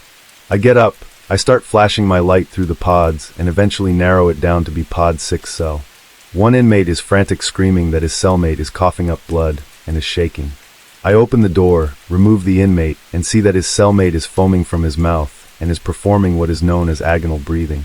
Essentially, we are listening to him take his final breaths. Long story short, medical gets called and he eventually is taken to the hospital, but he doesn't make it to the hospital, and he's declared dead on rounds, and I come to find out the inmate had swallowed some drugs before he was booked, and one of the packages ruptured while he was in the jail. It was unfortunate, yes, but it's not the first time it's happened, and surely won't be the last, and so I file my paperwork and continue about life as normal. As another thing for context too, we have cameras in the individual cell blocks and the cells, and we went back and watched the footage of the incident to confirm there wasn't any kind of assault or general roughhousing that would have caused the package to rupture. The next night, too, I'm assigned the same floor. Similar process comes and goes. I show up, lock down the pods, conduct, count, stuff like that. An hour goes by and I do my standard check, and I go back to the cube, and again as I go to sit, I hear 3 loud bangs coming from what sounds like B-pod again. I go in and I flash my light, but everyone is sleeping or chilling. I return to the cube, there are 3 more bangs this time. I refer to my touch screen to see if the kicking is tripping the lock sensor in the door or something. Sure enough, B-Pod 6 cell is showing that it's being messed with, but the cell was still locked down due to the events of the night before, so that meant no inmate should have been in that cell. I go to the cell, open it and double-check to make sure nothing and no one is in that cell. Sure enough, nobody's in it. My next thought is that the lock is malfunctioning or something, so I exit the cell and walk to the cube to call for maintenance.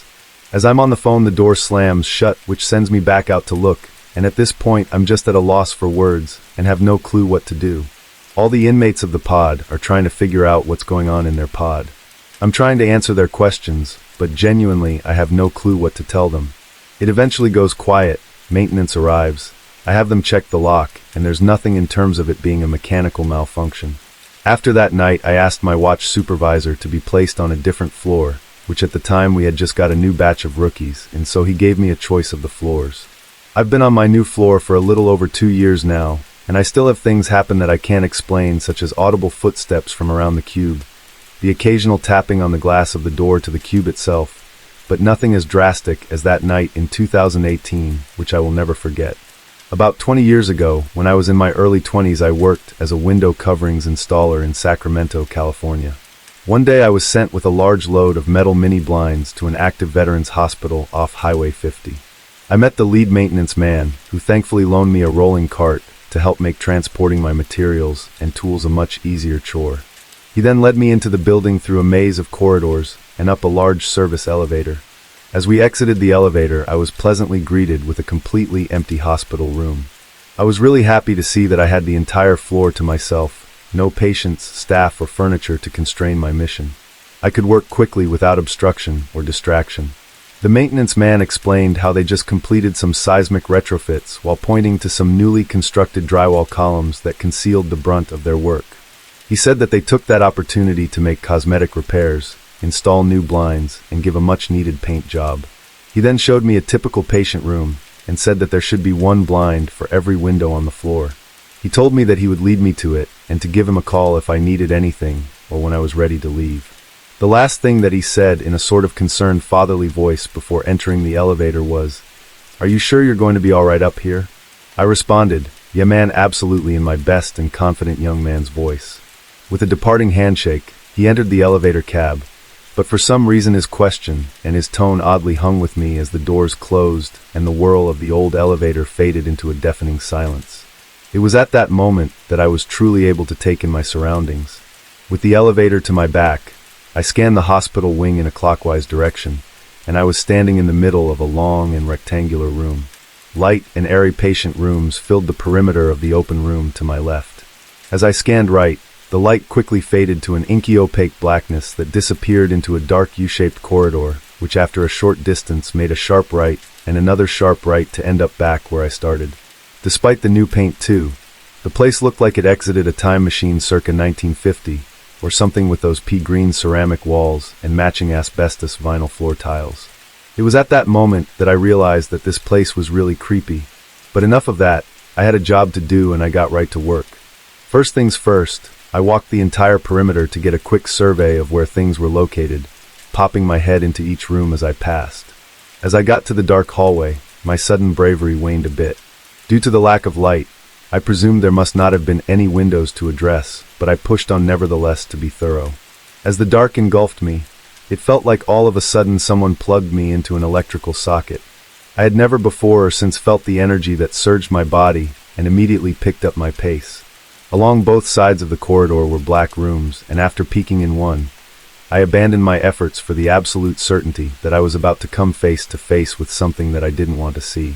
I began to full-on run the rest of the distance until I was back in the main hall. Luckily, there was only one room within the dark corridor that had a blind that I needed to install. The entire time that I was back there, it felt like I had 1,000 spectators and kept my eyes fixated on the doorway until I was done. The rest of my time in that wing, I was nervously on edge. The farther from the dark corridor I got to, the slightly more at ease I became. However, I kept hearing distinct footsteps, bangs, knocks, a bucket being kicked and slid across the floor, muffled voices, and even a phantom intercom that sounded like an old movie. With 100% certainty, all these noises originated around me on that wing, despite there being no one present. With each noise, I would pop my head out of the main hall or say, "Hello," in what I'm sure was an uneasy voice. Now about halfway through the install, I finally stopped reacting until I heard "hello" and froze. It was the maintenance man, and man, was I super stoked to see him. He asked how things were going, and if anything eventful had happened. Not wanting to sound kooky, I just sort of sheepishly brought up some of the noises I was hearing, and he abruptly said, "No way, this place is haunted, I wouldn't work up here alone." He explained to me that the hospital had been an active war hospital dating back to the 1940s, and there had been thousands of deaths in the operating rooms that lined that dark corridor. He also mentioned that an electrician walked out earlier that week after something ran up behind him and apparently growled at him. We joked around a bit to ease the tension, and then he left me alone once again, and the rest of the day was surprisingly uneventful, to be honest. Things seemed to have calmed down, and I felt more calm. I do remember, though, never feeling more relieved to leave a place behind, but also being completely exhausted that afternoon and crashing out to sleep early that evening. And to this day, this remains the strangest experience of my life to date. When I was young, I used to be one of the world's biggest chickens, really. I come from Arizona, and spooky lore is something that comes with the territory. When I was around 11, we had moved to Kern County. The house we lived in was used by a mortuary for wakes and to keep bodies prior to burying. And when we first moved in the place, it really creeped me out. It made a lot of noise, which was unusual for a home that wasn't really that old. I was a big reader of Fate magazine when I was young, and that was fuel for the fire for my overactive imagination, but I never really saw anything in that house, I think. I only really heard noises, like people walking across the wooden floors. There were nights when I couldn't sleep because of it as well, and to make matters worse, my mom would always hold seances with all of my older sister's friends, and everyone would get really scared because of it. One night, there was a carnival in town. I had gone there with my friend Pete, but my sister went with her friend, and my mom had taken my younger sister, who was still in her stroller. Pete and I left to go home at some point, though, and Pete walked me to my house, but we said our goodbyes and then left. I would never go directly into the house, though, because I knew where the light switch was, and I would reach in with my arm and turn on the living room and the dining room lights before entering the house every time. Once I did this, those two rooms checked out okay, so I went into the kitchen and then down the hallway to my mom's room. Mom wasn't in her room, so I went to my sister Kathy's room. When I went there too, I could see from the hall light that she was in bed and under the covers, but weirdly, she was breathing really heavily, like in a really deep sleep or something. I didn't want to turn on her lights and wake her up, though, so I tiptoed in and checked the locks on her windows. They were locked, and so I made my way to my room, and as usual, I took off my clothes and jumped into bed. I didn't turn on my room lights since I had the in the front room lights on, and I felt safe because Kathy was home, and I started falling asleep. Now, as I was almost asleep, I heard my mom come in with my younger sister. She went directly into the kitchen, and I could hear her getting my sister's bottles ready. She walked into my room and asked if Kathy was home, and I said yes, so she went back into the kitchen. I have to point out, too, that if you even so much as fart in this house, the floors creak, so no one could get up and walk around without it being hurt. So, I was just dozing off when my mom came in, and man, was she angry. She asked me, "Where's Kathy?" I told her that she was in bed, and my mom got more mad. She said to me, "Kathy isn't in bed. Are you lying for Kathy, so she can stay out late?" I said, "Mom, Kathy is in bed, and when I came home, I went into her room, and she was asleep under the covers, and had the covers pulled over her head. I could hear her breathing really heavily." Mom got more mad and said, "Show me." I walked into my sister's room. My mom had the light on already in there. I looked at the bed, and when I did, it was untouched, like no one had even sat on it. I ran over to the windows to check the locks, and they were locked, and because they were locked from the inside, there's no way that she could have gotten out and relocked the windows like that. Mom said, "Well, where is she?" I just pointed at the bed, horrified, and said, "You guys, you're playing a joke on me, aren't you?" To which my mom responded, "I'll show you a joke," and that went directly to my butt cheeks. During this period, Kathy got home and was read the riot act, but I stopped my mom and I told her and Kathy, "Look, there was something sleeping in Kathy's bed. That's why I thought it was her, and that's why I told you that it was her." I could see the bed moving up and down from the breathing even, but there was something in her bed, and it wasn't her since she only just walked in. And I don't know, I don't want to sleep here tonight, okay? Ghost or not, I had to stay in my room that night. Kathy opted for the couch, and my mum still wasn't buying my story. But whatever was in that room in that bed, I can tell you that I know for sure it was breathing. It had the appearance of a human body shape, and it's taken about 5 years off of my life, I think. This story takes place in a very small town in the Mexican woodland area, where everyone's houses had their own land for farming, animals, etc. It was back before the 1950s, and a relative had suddenly and mysteriously passed away, and this shocked the family since it was unexpected, because the person showed zero sign of ever even being sick. So the next day they had the funeral and buried him in the backyard.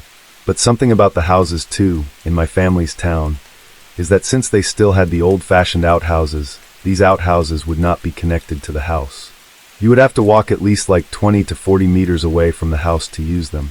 Now, late in the evening, the same day as the funeral, my mum's great-aunt, who was a little girl at the time, needed to use the restroom, so she walked herself to use it, and as she was walking near where they buried her uncle, she heard pounding and screaming coming from an unknown area. If you don't know about Mexican folklore, there's this legend of La Llorona, the crying lady, which everyone is desperately afraid of. My mum's great-aunt, upon hearing this, ran back inside the house and woke up her mum and dad. They brushed her off and told her to just go back to sleep. As she was trying to fall back to sleep, though, her mind kept on playing tricks on her as she kept on hearing the screams and the pounding. Later the same night, she needed to use the restroom again, but she was still too traumatized to go alone, so she woke up her older sibling to help walk with her. They have no issue with this, and they both make their way to the restroom, and as she's using the restroom, they both begin to hear the cries once again, and they both walk back into the house and wake up their parents. Angered at first, but since it was the older sibling who was hearing the cries as well, the mum and dad left as if they knew what was going on. The dad goes to his brother's house down the lane, and he wakes up his brother. The both of them go to grab shovels and begin to dig where they buried their recently deceased family member. It took quite a while until they were able to dig where the coffin was, but as they opened it, they saw that he was laying on his stomach now. The dad and his brother quickly turned the body over to his back, and they all screamed at what they saw. There, they saw their relative covered in bloody claw marks all over his face, neck, and arms. All along the coffin walls, they saw pounding marks and claw marks. It haunted my family knowing that they had buried him alive. He was now for sure dead due to most likely either a heart attack or from the lack of oxygen. But my family doesn't know why he appeared to be dead when they first buried him. Most likely due to the one sickness where someone appears to be dead, but in reality they're just in a coma-like state. Back when I was 18, my friends and I decided to go on a trip to some rural area to relax on our own for a couple of days. Luckily, my late grandparents owned a medium-sized house in a remote village, and there are plenty of those where I'm from. So I got the keys from my dad and we packed food, water, and a first aid kit, and we headed out.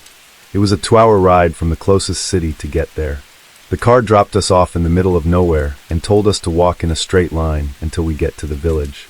After about 30 minutes of walking, we reached our destination, and it was nothing fancy, let me tell you, but the village was definitely bigger than expected. Dogs, chickens, and goats roamed around freely. I was a city boy, so that sight was a first for me, but we got to my grandparents' house, settled in, we spent the first day of it just resting, and decided to go to a spot that my father told me about tomorrow morning. We headed out at daybreak, and we packed plenty of water. The spot was close by, so we didn't think to pack any food. After about a 30-minute walk, I would say, in the middle of a heavily wooded mountain, mind you, we finally got to our destination. It was a beautiful area too, with a huge tree and an amazing view, but it wasn't enough for the 5 young idiots who came there to explore, right? So we kept moving forward, just looking around and having fun. But without realizing it, we'd spent like an extra 1.5 hours up there. We were exhausted, and more importantly, we were hungry, so we decided to head back. We followed the trail, but we never really reached that big tree again, even after like an hour of fast walking. We began to panic a bit and went from fast walking to jogging, but for some reason, even though we should have been backtracking, we didn't make it to the tree again. It was there that we spotted an old woman walking the trail. We quickly approached her, said hello, and asked how close was the village. She looked at us weirdly and told us that we were walking the opposite way this whole time, and that the village was like a 3-hour walk away. We were super exhausted by that point. 3 of us could barely stand, let alone walk for 3 hours. We explained to the old woman about our situation after she asked us, and she offered us to rest at her place, and apparently it was close by, and get a meal, so we can get home safely. One of my friends Adam and I protested that it might be a bad idea to follow a stranger, even though we were in a rough situation, but between the hunger and the state of the others, we gave in and agreed. We followed her towards a cabin, small with a tiny garden in front of it, and a goat tied to a post next to the door. Overall, it was nothing out of the ordinary, to be honest. Not in these parts of the country, anyway. We got in, sat down on these long sofas with no back support. She told us to wait while she got us some food. The cabin was surprisingly very clean. The tables, the chairs, the sofas were obviously old and worn out, but not dusty, and overall the place looked really welcoming, to be honest. However, Adam and I didn't fully drop our guard while the others were simply happy that they got a soft thing to sit on. 15 minutes later, she came out from the kitchen with 2 big plates of chicken and vegetables. There was a plate of salad and some olive oil, and she poured us some tea, and we dug in as she went back to the kitchen to prepare more. I was considering not eating at first, at least until I saw the others ate, and they're still good, but my hunger took over, and I went right into it as soon as the plates hit the table. Adam, however, didn't. He didn't lay a finger on the food, nor the tea. He was really paranoid. He was always the most fit out of all of us, so he managed to hold back. She brought us 2 more plates of food that we cleaned up pretty quickly. She brought more tea and told us to rest and digest the food and leave whenever we felt like it. She then excused herself, and she went to her to sleep as she was tired of cooking. We got to relaxing and drifted off one by one to sleep as I set an alarm clock to ring after 30 minutes, so we could move then, and I was the last one to drift off, talking to Adam, who said that he was going to stay awake and look around for a bit before we move. And after that, all I remember is going to sleep. I was shook awake though by my friends who suddenly looked worried. I snapped awake after I saw their faces, and I looked around and asked them what was going on. One of them points out the window and tells me to look. I didn't get it at first, but then I noticed. It was sunrise. I almost had a heart attack. I thought that we'd overslept for a whole day, but man, it was so much worse. Adam was nowhere to be found. We went out of the cabin and called, but there was no answer, so I went back in to ask the old woman. I knocked on the door to the room that she went in before I fell asleep, but I got no response. The door wasn't locked though, so I decided to excuse myself and go in, and when I did, it was the first time since I went on this trip that I was now in full panic mode. Because in that room, there was no bed. In fact, there was nothing. Like nothing at all. Just 4 walls and a door, and the kitchen was the same as well. I ran to my phone to try and call Adam. The signal there was weak, but it still worked, but my phone was off. Dead battery. But it was around 70% when I fell asleep, so that didn't make any sense. All our phones were dead, so we got out and we started running on the trail towards the village while calling Adam's name. After a while, we met some people from the village, my grandparents' neighbors, and they looked almost scared when they saw us. And then, they dropped this bomb on all of us. Where have you guys been for the past 3 days? I was shocked to say the least. Apparently, I'd been missing for 3 days. My parents got concerned because I didn't answer the phone and called those neighbors to ask about me. They even reported me missing to the authorities. The whole village was looking for us for 2 days, apparently, and we asked for help to find Adam, but after we told them about what happened, they took us to the local mosque so the imam could look into it. They thought that it was witchcraft. We went back there the next day with the same men from the village, looking for Adam. We showed them the cabin and its surroundings, and we looked for hours on end, but there was no sign of him anywhere. We eventually gave up when the police took over, but even they couldn't find much. To this day, I still wonder what happened. I'm religious, but I just can't accept that the woman was a witch. Even if she was, why only Adam? Why not all of us? Is it because he didn't eat, or because he went snooping around a cabin or something? A part of me wants to get back there so that I could uncover the truth, but every time I even think about this incident, I just get this crippling feeling. Obviously, we were questioned by authorities extensively, and a lot of people suspected that we were the ones to blame. But where is Adam, and what happened to him? Last December, I fled an abusive relationship, and I crashed with my friend Amy. She lives in an upper-level duplex that is quite small, and I stayed there for a while with my cat and dog, which was a lot, as she has a dog also. The next door to the duplex is a cute old 4-bedroom house that is owned by Mark, a friend of Amy's who lives abroad. The couple who was renting out Mark's place bought a house and moved out recently, so they suggested to me that it would be a great place to stay for a little while at least until I found my apartment. I was absolutely elated too, and agreed immediately. Mine and Amy's dog could play every day, and we could still see each other all the time.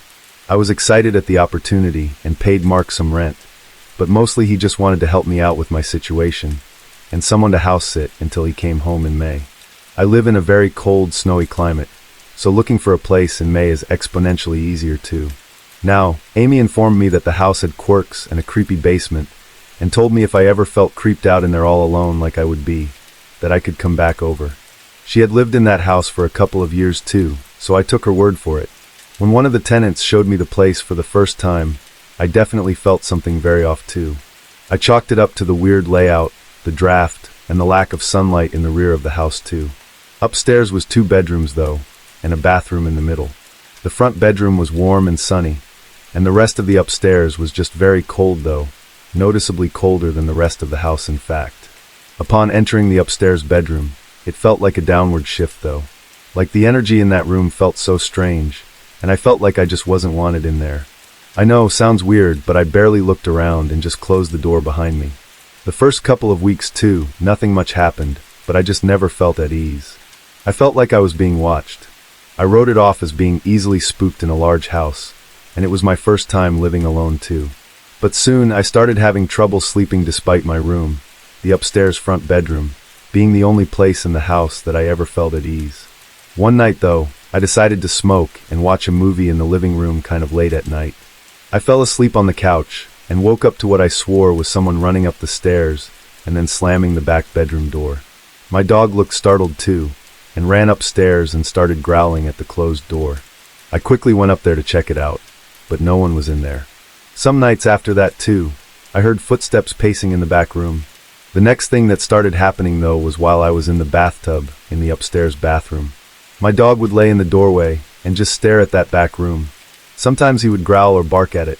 I would also come home to find the door open when I had definitely shut it, or I would hear my cat meowing to be let in the room. On a couple of occasions, I found my cat shut in that room too, and also around this time, my bathtub went missing, and I looked absolutely everywhere for it but couldn't find it. All of this began to take a real toll on me too. I started having nightmares every night.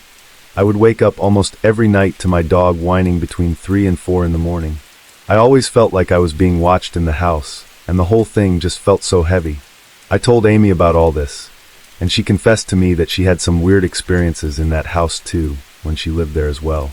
Her bedroom was the back room, and a couple of times she woke up in a sort of semi-dream state to a man at the end of her bed and began talking to it. She then woke up for real and saw text from her roommate asking who she was talking to.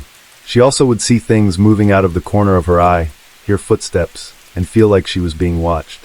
She told me of an instance of seeing footsteps in the snow going from the back door to the middle of the lawn and just disappearing.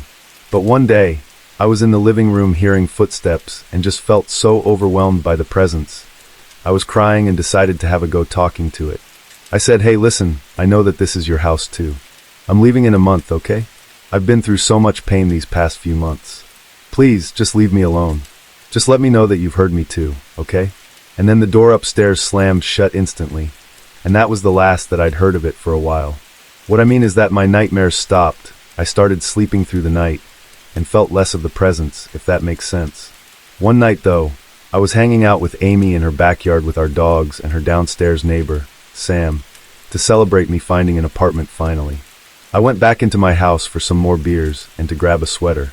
I went to run up the stairs, and standing there at the top of the stairs was what I can only describe as an opaque black silhouette. I couldn't make out any features, but it was as real as a person standing there. I screamed, and I ran back down and turned on the stairway light, only to find nobody there and the back room open. Finally though, my move-out date arrived, and I felt so relieved to feel absolutely nothing in my new apartment. I did go back to the house one last time to check to see if I forgot anything, and there, right in the middle of the floor of the back room, was my bath towel, still slightly damp as if I just used it. I have no idea how it got there.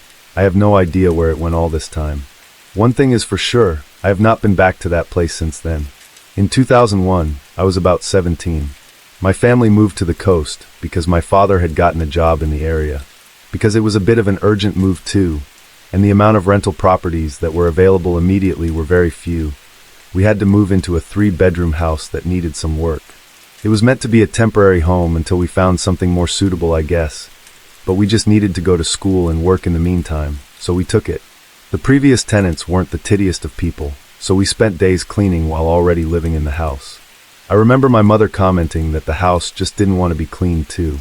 We painted the walls, but stains would always appear, regardless of how many coats we applied to. We eventually had to carry on with our lives though, and it was only meant to be a temporary situation after all, so we didn't get too fussed about it. Being a teenager though, and a middle child, I spent quite some time by myself in my room.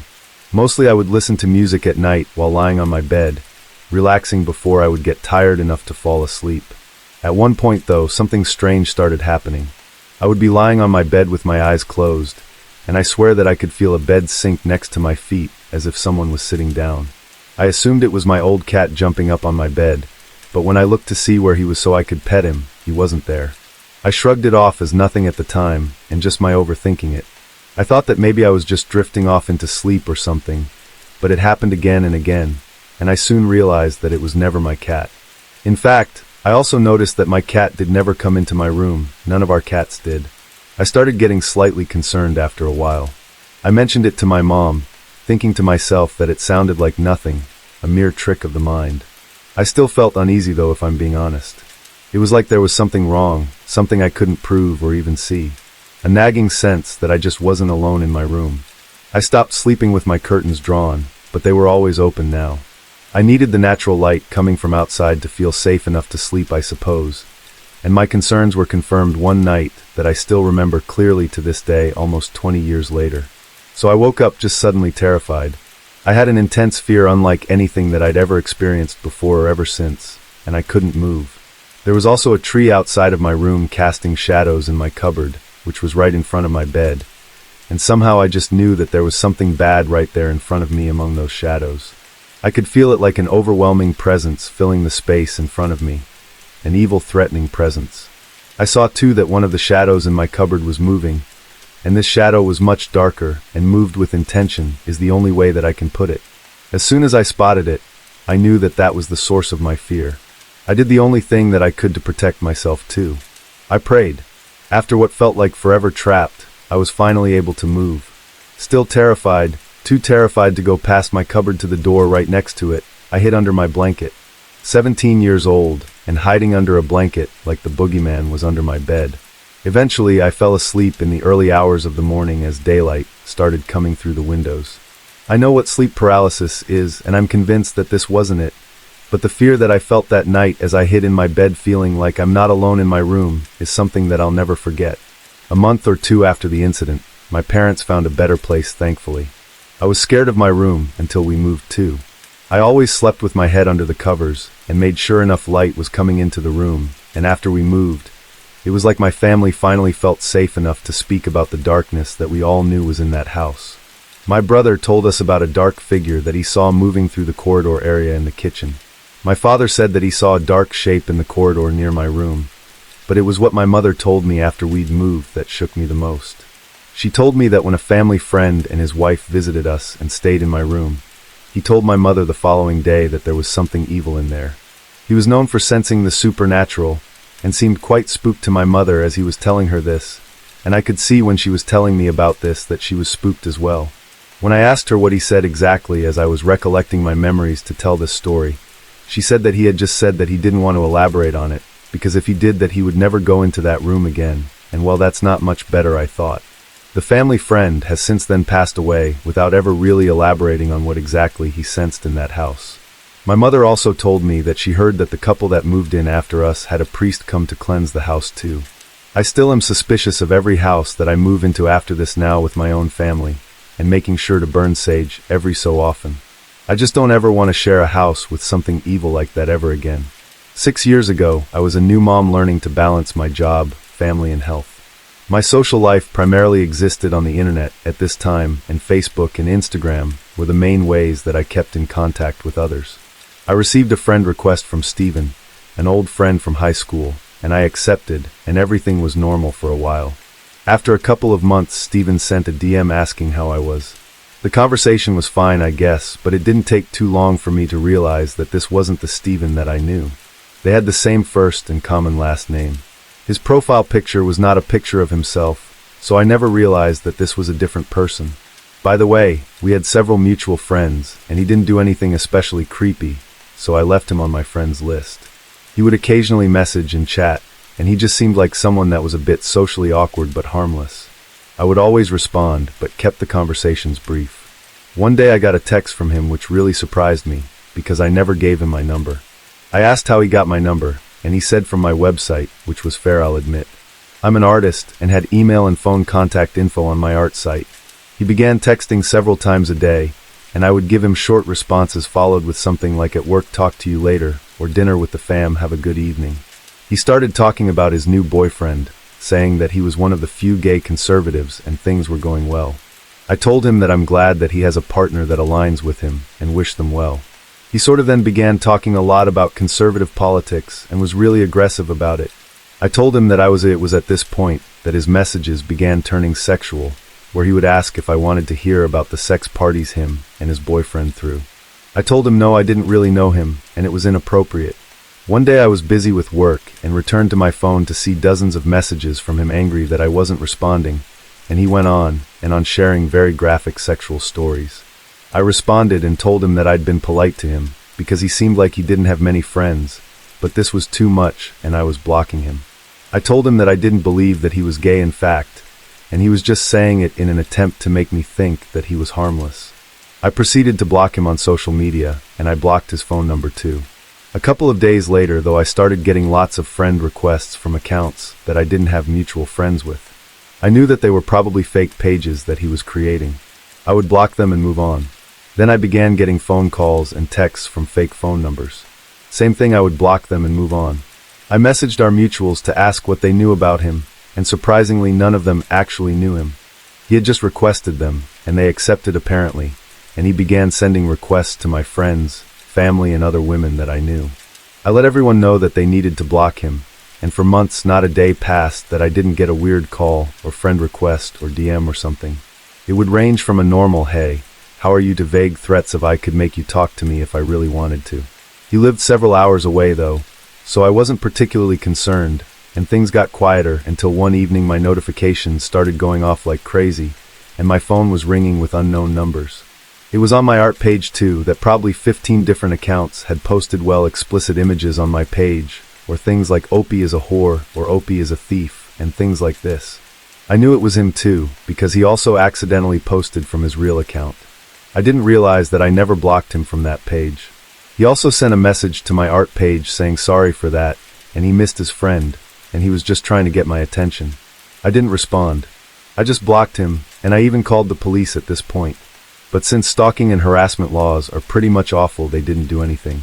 Later that night, though, I must have woken up at around 2 o'clock in the morning, for no reason other than I was just having trouble sleeping. I was up for a while playing on my phone, when I started hearing a strange sound coming from the living room. It was back and forth between quiet cracking and scratching, and at the time we lived in a large ranch house, and the living room was at the other end of a long hall. I got up thinking that my cats were into something, or maybe after a mouse or something. I flipped on the living room light, and the sound immediately stopped. I scanned around looking for my cats when I noticed an open window. Our windows were large from floor to ceiling, and opened by pulling down from the top, and the top of the window still had pry marks, and the locket was now broken. Thankfully this house was old, and the windows did not open easily, and he had only been able to open at about 8 inches, but I immediately woke up my husband, got my son out of his room, and called the cops. I knew that it was Stephen too. It was too big of a coincidence that he blew up that day, and then someone tries to break into my house in the middle of the night like that. We couldn't prove it was him obviously, there was no evidence other than what happened that day that pointed to him, but the police did speak to him, and I believe it scared him enough to leave me alone. I was obviously horrified at the time, and I began looking up anything that I could to find out more about him, and I wound up finding his YouTube channel, which solidified my fears even more. He posted Rush Limbaugh-style rants when he would get angrier and angrier until he was red-faced and nearly spitting. He frequently talked about violence and would show off his gun collection. This led me to finding out his real name too. I googled his name and found that he'd apparently been arrested 2 years prior for holding a woman against her will in a hotel and attempted to assault her. Thankfully, she was able to escape with just a bloody lip. We moved not long later, and I removed my phone number from my site and knocked down all my social media. I still sleep with a baby monitor in my son's room because I'm scared of someone coming in at night. His YouTube channel, it was shut down after a bit too, and I haven't heard from him since. Myself and my mother were driving where I can't really recall because it was a long time ago, but I do remember her pulling up to a stop sign. We seemed to be sitting at this stop sign for what seemed like the longest stop ever too, for a stop sign that is. I remember her looking both ways. She looked right, and then she looked left, and I remember her gazing at me from her rearview mirror. She had such a gentle smile upon her face, as a loving mother would looking at her child with such love. Just then her face went from joyous to complete worry and panic. I see her eyes pan from me to the seat next to me. I hear the back passenger door open, as I'm turning my attention from my mother to the noise of the car door opening. I see this man entering the car. He sits next to me and continues to tell my mother to drive. There was a different kind of vibe from this man though. He didn't seem to be pleased by either one of us in the car. Even the fact that he just hopped in the car with people that he didn't even know was weird. He seemed so very calm though. Said very little but enough to get his point across. He had long salt and pepper hair, and at the time I thought that he had dreadlocks, but as an adult I believe that his hair was most likely ratty from not brushing or washing it. His clothes were worn, torn, dirty, and dulled from the sun. I remember seeing his toes peeking out of these what were once black work boots. His jeans were tied together from where they had been torn and ripped. His skin seemed so badly sun-kissed and filthy from the lack of bathing. An odor was coming from this guy too, that truly had my nose hairs curling. The smell filled the car, and I could tell my mother could smell it too, because she kept wiping the back of her hand across her nose. My mother told the man that she wanted him to get out of the car. Her voice, she was trying to be stern and demanding, but she was such a kind-hearted woman that her yelling sounded like she was singing. So of course the man disregarded her chirps. He sat in the back seat and said, "Drive please just up the way." I so badly wanted to glare and stare at this guy, but I didn't want to upset him too. I'm leaning as far as I can against my door with my head down and hands in my lap. I feel the car jerk forward. I can hear my mother breathing heavily, as she's obviously worried about this guy in the back seat with me. I can't say that I was really scared of him or anything. I guess I was just more curious as to how he could just so boldly get into a car with strangers and be so cool about it. I was always taught never to take rides from people that I didn't know. So where was he going, I had thought? Where does he live? I can only imagine the things that were going through her mind as she's driving a complete stranger up the street with a kid in the back with him, not even 3 feet away from me. The car continues to drive down the road a ways more, then he leans forward from the seat, gazing out the window, watching the scenery go by, his hand on the handle of the door. He says here, and my mother quickly jerks the car to the dirt car, skidding to gain traction to bring the car to a complete stop. His passenger door flung open, and he bolts up and out from the car, and he didn't even get a chance to close the door himself. My mother had sped off so fast too that the car slammed the door shut, and then I hear the car doors lock. When I was younger, 17, I lived in a small village of like 1,200 people. Usually every year there's this local town festival, and all the adults go out for dinner and party at the town hall, where they perform some acting and make fun of the year that just passed. Usually this is in February, so it's snowy and dark pretty early, and when this festival is on there are absolutely all 13 to 17-year-old girls booked for babysitting. Me and my 2 friends, we went for a drive around the town since you have to be 18 to go to the party, so we just sort of drove around giving people lifts to the party and earned some extra cash. Since there's no taxi in town, this was a great way to get some extra pocket money, I guess. But we'd been driving for maybe a couple of hours now, and of course we knew where everyone lived, and some of the adults asked us to drive past their house to make sure everything is all right and give the parents some extra comfort. I think it was also to give us some tasking until the party was over, so they could get a lift home. But in one of the older neighborhoods in the town, there were these low floodlights. We would just drive slowly, and one mom who we gave a lift earlier lived there. She was a widow with 3 young children too, 4 and 8 if I recall correctly, and her niece was babysitting, and she was 15. The time must have been around 10 p.m. I would guess, and when we drove in this neighborhood, which is surrounded by hills and some cliffs, my friend swore that he saw something move in her garden. We didn't think much of it and just sort of said that it was probably a cat or something. We kept driving to the other end of town, but my friend in the back seat said that he just had a bad feeling and wanted to drive back to a house to check if we could see some footprints in the snow or anything like that. We turned around, and when we got back there we parked the car and looked over the fence, and yet there were fairly new human footprints in the snow adult size. So we just sort of looked at each other and decided to follow the trail. The trail went past all the bedrooms, but near every window the footprint turned to the window like someone was trying to peek in, and eventually the trail ended on the street, and we lost it there where the snowplow had been earlier in the night. We chatted whether or not if we should go and get the mum from the party or ring the doorbell to check if everything was all right. Since none of the tracks led to the back door or the front door, we decided that two of us would stay in the neighborhood sort of hidden and monitor the house, and the driver would drive to the police station and pick up the mum on the way back, and that was a very good call. Maybe 5 minutes after he left, we saw someone lurking behind one of the garage couple houses down the road, and he wasn't moving, just sort of sat there with a cigarette.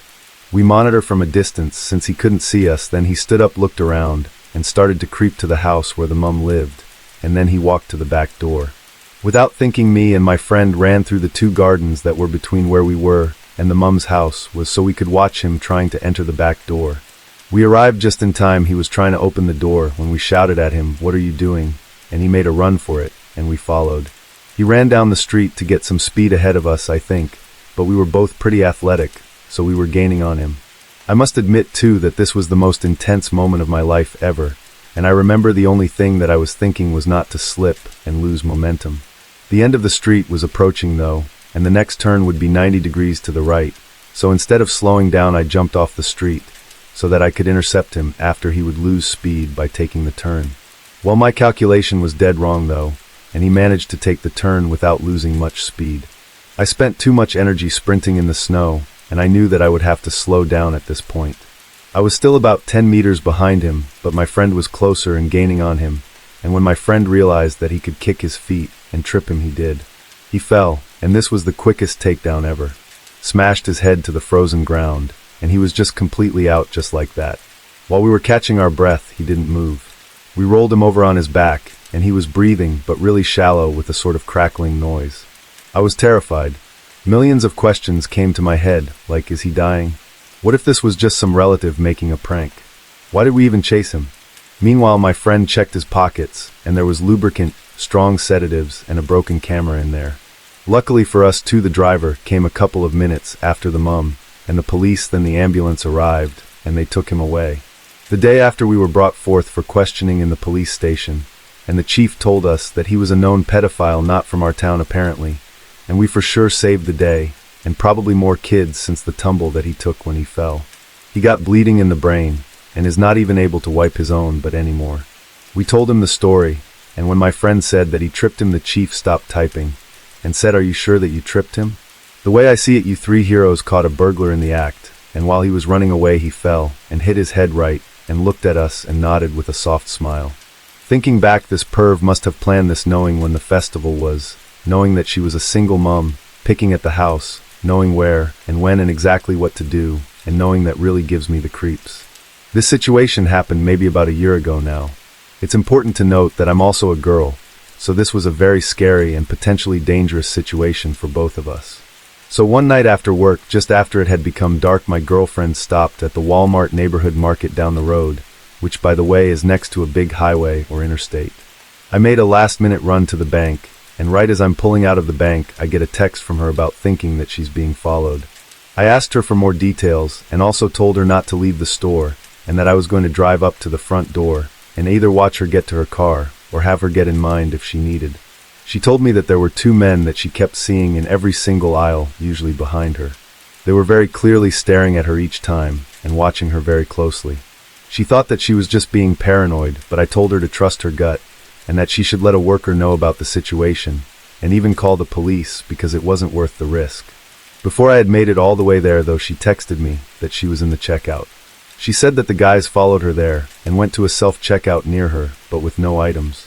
They quickly grabbed some gum from the shelf and put it into a Walmart sack, but they just sort of stood there taking forever to cash that item out and kept watching her and waiting for her to finish. I told her to check out as slowly as humanly possible, and I finally arrived there. She had just texted me that they finally took their bag and exited the store. However, right as I pulled up, I saw two guys that perfectly matched her description of them hiding in a little cutout near the entrance. They were just standing there and kept peeking around the corner at the front door every single time someone exited, and I knew that they were looking for her. I pulled my car forward right in front of them and literally rolled my window down and just stared into their souls. I didn't look away, and I wanted to make sure that even though they didn't know that I had anything to do with her, that I got a very, very good look at their faces and was watching them. I texted her and told her not to return to her car. I told her to get straight into mine, and right then they started walking off. However, they had to have been following her since she arrived, because the next thing they did was walk straight to her car. Her car is very unique and stands out. They dropped the bag with the gum in it on the ground on the way to her car, and one of them went between her car, and the one next to it squatted down by and just stayed there. The next one walked over to a white work van with painted windows and no license plates. He spoke to someone that was in the driver's seat. While this was happening, one of the cars next to hers left, and he then pulled the van up into that spot. Upon seeing this, I obviously called her and told her to go straight to my car and don't even look at hers, as they were waiting for her with a van. She comes out with groceries and they see her squat down, and we quickly load them up and she gets in my car. The man stood up and walked to the man, and I pull away and try to go around the van to get a license plate number, and of course that's when I noticed that there was no one. I drove in a totally different direction from home, and we drove around for a while. I wanted to make sure that nobody was following us, of course, and also to give them time to leave her car alone. I wanted to call the cops, but she was convinced that we were just seeing things that weren't there, like taking coincidences and making them into something. Obviously, looking back after having talked in depth about both of our experiences and things witnessed, we definitely should have called the cops, and I really regret not doing it. And I have since seen that van with the same two guys driving back in the neighborhoods behind Walmart too. I was turning onto the street that they were turning off of, still no license plate, but their van had more things on the exterior to make it look like a work van. Things like a ladder on the roof and stuff like that. I got so creeped out that I quickly tried to get away just in case they turned around and tried to come for me, and so I just floored it home. Again, I thought about calling the police, but I mean, what would I say at this point? Yeah, there's two men driving away from a neighborhood with a work van. Go and get them. They don't even take most things seriously, even when it results in something actually happening here. I just truly hope that there's a valid explanation for all of these actions, and that I just came to a conclusion that was not the case and was just being dramatic. But I don't know, like maybe they waited at the front because they didn't see their buddy with the van and thought that he might be inside the Walmart and were just watching for him. Her car is very cool, so maybe they just looked at it, and maybe they just wanted to steal parts off of her car or something. Maybe there's an explanation, but probably not right. It doesn't explain them following her or getting gum in a bag just to drop it in the parking lot. Anyway, luckily I haven't heard of any kidnappings coming out of Walmart, but who knows? I haven't been digging for it or anything, but I do know that I'm extra cautious now and try not to go out past dark. I also scan the parking lot for the van before I go in, but normally I just do the curbside pickup now. My girlfriend, she does the same thing. When I was 14 years old, I went to a church gathering on Halloween night that was called Hallelujah Night. It was a Christian alternative to Halloween. My family and I would get there in the afternoon since we'd volunteer to help set up the booths, the cakewalk, candy barrels, all that sort of stuff. But I was mostly there to just get first dibs on all of the candy, if I'm being honest. After I finished helping with the usual booth that I helped set up, I took a seat on a bench near the main sanctuary. It was my favorite place to sit at since I could see the entire lot and most of all, the beautiful sunset. I pulled out my PSP at the time and was scrolling through some music that I had on us when some guy approached me and started a conversation. I've never been a people person though, so usually when things like this happen, I just keep the conversation short. However, this guy had this weird type of warmth to him, as if he was a friend of mine. As the conversation carried on too, I started to ask him if he was new because I hadn't seen him before. He told me that he had been going to this church for years, but left after an incident happened. When I asked him about the incident, he paused, looked at me and said that there's some things people pick up on that they know aren't normal. Also, that you should never get curious about things that you know you should leave alone. I had a sort of confused look on my face, as you can imagine, since I didn't know what he meant at that time. The guy noticed it and said that I would understand once I got older. I looked down at my PSP that I had in my hand still and looked back up, and when I did, the guy was just gone. I looked around and I couldn't find him anywhere in the lot except for a few people still prepping for Hallelujah Night, and it just didn't make any sense. Fast forward to a few months later, and I was sitting in the main sanctuary before leaving to do my usual volunteer work on the upper floor. The upper floor was a daycare area for kids, and so at the end of the service, Volunteers would escort the children downstairs, and I would go into each room shutting off the lights and making sure no children were still up there. I'll never forget getting up to leave to do my usual duties when the pastor started talking about an upcoming funeral or something. I looked at the big screens on each side of the main sanctuary, and the face of that man that I was talking to during Hallelujah night was right there on the screen. I couldn't believe what I was seeing, to be honest. To this day, it still seems unreal as well. I was beyond shook as I made my way out of the main sanctuary into the flights of the big stairs as I went to the upper floor. Once I made it to the upper floor, another volunteer had confirmed that all the children were escorted downstairs, and she noticed that I had looked sort of pale from seeing what I saw in the main sanctuary, and asked me if I was okay. I told her that it was nothing and proceeded to cut off all the lights on the upper floor as she left downstairs. The upper floor was like a giant hallway with doors on each side, and a door at the end of the hallway with a giant window in it. When I came to the last room at the end of the hall, I would always leave the blinds on that big window open since the light always illuminated the dark hallway and made me feel less scared. But as I left the room, I just remember feeling panicked. It started to get freezing, and I felt like if I left that room, something was waiting for me in the darkened rooms that were going to jump out and attack me, and as I'm trying to muster up the courage to just run for it, I see a small head of a child peek out of a couple of doors down. It stayed there for a few seconds too, and then it put its head back in the room. I immediately called out to the child, but there was no answer, and the fear that I had maybe a minute ago was now gone as I left the last room to go through the illuminated hallway. I made it to the other room in a matter of seconds, cutting on the lights and searching the entire room for the kid that I saw, but there was no one there. I started getting spooked again as I cut off the lights in that room, and then one of the most terrifying things that I have ever seen and experienced happened. As I was leaving the room, I looked back at the last room's window which illuminated the hallway, and out of nowhere, there was this massive black mass moved in front of the window, almost covering the light completely. It was darker than black, and its outline as it covered the light seemed to be moving almost. It was enough to scare me to run for my life, and I ran the rest of the hallway and down the stairs. I was stopped by one of the ushers who told me not to run, but when I told him what I saw, he looked at me as if I was crazy.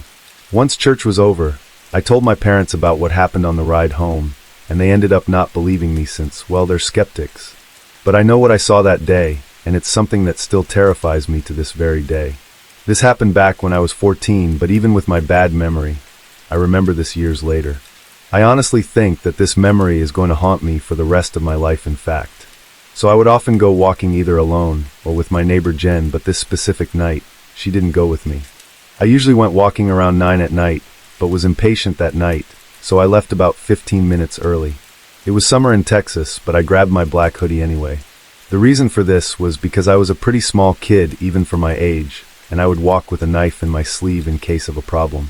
There was security in this area, but they were pretty much useless and weren't fond of the kids anyway. So the black hoodie was to avoid them seeing me, and to maybe help avoid being noticed by anyone else too. The area was heavily wooded, and the roads had no streetlights, mind you. I had lived there my whole life though, so with the moonlight, this wasn't really an issue. I could see things as much as I needed to get around. So I walked to the park in the area and sat down on the swing set like I had a million times before. The park was old and wasn't very well taken care of, so the swing set creaked, and the wooden picnic tables were half rotted with the paint mostly peeled away, and the metal slide was covered in rust. There was the main road that ran in front of the park and a branch-off road that ran along the side of the park. There was a thin line of trees between the side road and the park too. After a while, a favorite song of mine came on, and I of course started singing it since singing was a big way that I let out stress despite my stage fright. But I had a tendency to not hold back when swinging at this park since there was rarely people near it during the day, let alone at night. My blood ran cold when I saw the shape of a person maybe 50 to 100 feet in front of me on the main road. The main reason for the chill too was the fear that this random person actually heard me sing, but then I got a deeper and worse feeling. Something was just wrong about them. I noticed that the person was walking fast, like really fast, almost running speed in fact. I figured that he might have been running from something or after something, but when I looked around everywhere that I could possibly see from where I was, I saw nothing else but them. They soon passed by the park, not seeming to notice me, and after a few minutes of waiting to make sure that they were gone, I continued singing. After a couple more songs, I decided that it was time to go home. I still had that bad feeling, of course, that uneasy pit in my stomach that you get when you're being watched. I even thought that I saw something behind the tree line between the side road and the swings, but I brushed that off as an animal or something. Deer were really common here, so were dogs and things, so it was probably me just getting spooked by an animal again. But the feeling just was eating away at me, so I cut my usual 30 minutes to an hour walk to about 10 minutes. I got up and started to leave the park, turning onto the main road to go home. Now as I'm leaving, I saw a person walking towards the main road from the road that ran right along the park. It looked like the same person as before too, and it was definitely a man. He must have been visiting a friend or something, right? Even if that was the case, I crossed to the opposite side of the street so that I wouldn't pass directly by him. He didn't look particularly dangerous or unusual or anything, so sadly no weird creepy homeless looking man for this story. I just got a bad feeling from him, I guess, which is probably what makes him even more terrifying, I suppose. He got to the intersection in any case before me, and he stopped. I passed by and glanced at the man, taking in what details that I could under the moonlight that came from between the tree branches, and for all intents and purposes he looked normal. He was probably an average height, wearing a pure white ball cap with no logos that casted a shadow over his face, and a pure white polo-type shirt too. Strangely too, there wasn't a speck of dirt on this guy. He looked well kept, and made the moonlight almost shine on him like some kind of ghost, which just added to my uneasy feeling. He watched me as I passed by, and I tried to pretend that I didn't notice. I would occasionally look around as if I was just looking at the woods, so I could see the man out of my peripheral vision. I didn't want or need to see the man in detail, partly because I was scared of the possibility of seeing something else too. Just because the man was much larger than me didn't mean that he wasn't probably armed too. In any case, once I was around 15 feet past the intersection, I did one of those glances, and my stomach dropped as I saw him turn and start to follow me. Maybe he was just going for an extra long walk or something, right? He probably isn't following me, right? Then another thought popped into my mind, and it sent my stomach to my feet. I'd been there for probably 10 minutes or so singing after he passed. What if he wasn't visiting anyone? What if he was the thing that I saw just beyond the tree line? That's kind of obvious now that that was almost definitely the case, but let's be fair. When do 14-year-olds ever think through all the details of a situation completely during the situation?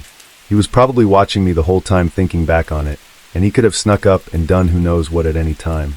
I kept doing my glances though, and noticed that he was getting closer and closer. I gripped my knife tighter, ready in case I had to use it. The chance of it going well wasn't the best, but it was a better chance than not trying at all. But obviously I wanted that to be a last-ditch option. I tried to make sure that it wasn't obvious that I was keeping tabs on him, that is. I didn't want him to get anxious and have him speed up whatever his plan was. I was only halfway home, and this was before I had surgery on my ankle too, so I was absolutely sure that he would catch me before I would reach my house if I started running where I was. So that wasn't an option whatsoever. I didn't have any current options though, so the one that I chose was just to bide my time until an opportunity opened up. I kept walking at a rather quick but unpanicked pace, keeping tabs on the man as he inched closer, and kept an eye out for opportunities. And an opportunity came, and it felt like it was sent from God himself. I saw headlights. A car was rolling towards me at a careful pace, which was normal considering the animals that I mentioned earlier. And it was Jem's dad. I recognized the shape of the lights, and as the car got closer, I became convinced that it was him. I was never so relieved to see that tiny white car ever, and I tried signaling him without letting the man know I was, but he just passed by. He must have thought that I was just saying hi, I suppose, in retrospect, but I glanced back again, and even though he didn't stop, he did exactly what I needed him to do. He slowed down a bit as he passed, and the man backed up a lot and crossed to the other side of the road. The headlights were on him, and he couldn't see me at least for around 5 or 6 seconds, but maybe a bit longer, including readjusting to the dark. Either way, I walked faster, and I didn't run that way my steps wouldn't be too loud, but I rounded the corner before he'd be able to readjust and get sight of me again, and once I could turn and no longer see him, I quickly rushed home, and I locked the door. I knew better than to leave it unlocked, since after all I lived in the woods, and just because I couldn't see him anymore too didn't mean that he wasn't nearby, and didn't mean that he couldn't see me. And as stupid as this next part is, it's probably for the best that I did it. I texted Jem, and I asked her to meet me outside right now because something happened and I needed to come over. She said okay, and we both went outside, and as soon as I saw her in a driveway, I sprinted to her house. I didn't want to be outside any longer than I had to be. She kept panicking and asked what happened and what was wrong, and once I caught my breath, I told her everything, and right after I got done explaining, her dad walked in the house. He looked at Jem seeming worried, and then noticed me hiding behind her. He looked relieved and told her that I was about to tell you to ask her to come over here, and I asked him if he saw the man following me, and he said that he did. He didn't really see his face, but that he was trying to make it look like he was on the phone apparently, when he wasn't holding anything at all, but that wasn't even close to the worst part. I think that this was the first time that I've ever seen this man scared, and I'm not sure I've ever seen fear like this from him since. He told us that the man apparently wasn't alone. You see, there's a gate at the front of where I live that needed a card to get in, and apparently there was another man outside that gate who looked similar to the first standing by a van. That meant that they didn't live there, didn't want security knowing that they were there, and wanted to get out quickly and quietly after they did whatever they were there for. Needless to say, I spent the night at Jem's that night, and I have no clue what would have happened had Jem's dad not driven by, or if I would have left at my normal time that night. So when I, a female, was 19, I was looking for a room to rent in the city that I was moving to for college. It was about an hour away from my family. I wasn't having much luck, and my mom started helping me look for a place. She found an ad on Craigslist for a room for like $300 in a house, everything included. The homeowner was a man, and he rented the additional rooms upstairs to other women, while he lived in the finished basement. The ad stated that he rarely ever saw the other roommates because he had a kitchen and his own entrance downstairs, and that he preferred women because he had issues with male roommates in the past partying and causing damage. We decided to take a look since it was the cheapest that we could find in the area. My mom and I went to the house to view it. It was a decent house and a decent neighborhood too. He opened the door and was very welcoming. He was middle-aged, and the kitchen and the living room were furnished really nicely and clean. My mom loves to talk and get to know people, so they were sort of engaged in conversation while I stood there quietly and observed the place. He then said that he would show me my room. We head to the staircase to go up, as I thought, since he said on the phone that my room was upstairs with the other roommates. But he opens another door and we follow. He takes us down to the basement and opens a door to a very small room. No closets and no windows.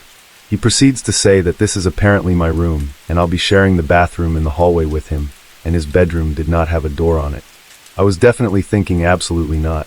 This is weird, but they were so deep in conversation that I really couldn't interject.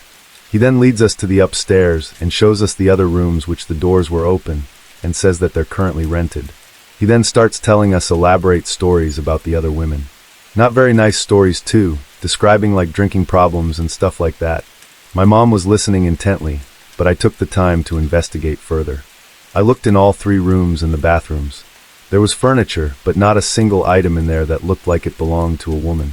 No clothes or anything. Only men's clothes in one of the closets. He had no problem with me creeping around his tenant's room without their permission. I then heard him tell my mom that he has some of his stuff in their closets, but they don't mind, and I'm just like, why the heck would a tenant pay you for you to use their space as storage? I was feeling really uncomfortable and started moving them back downstairs as they talked.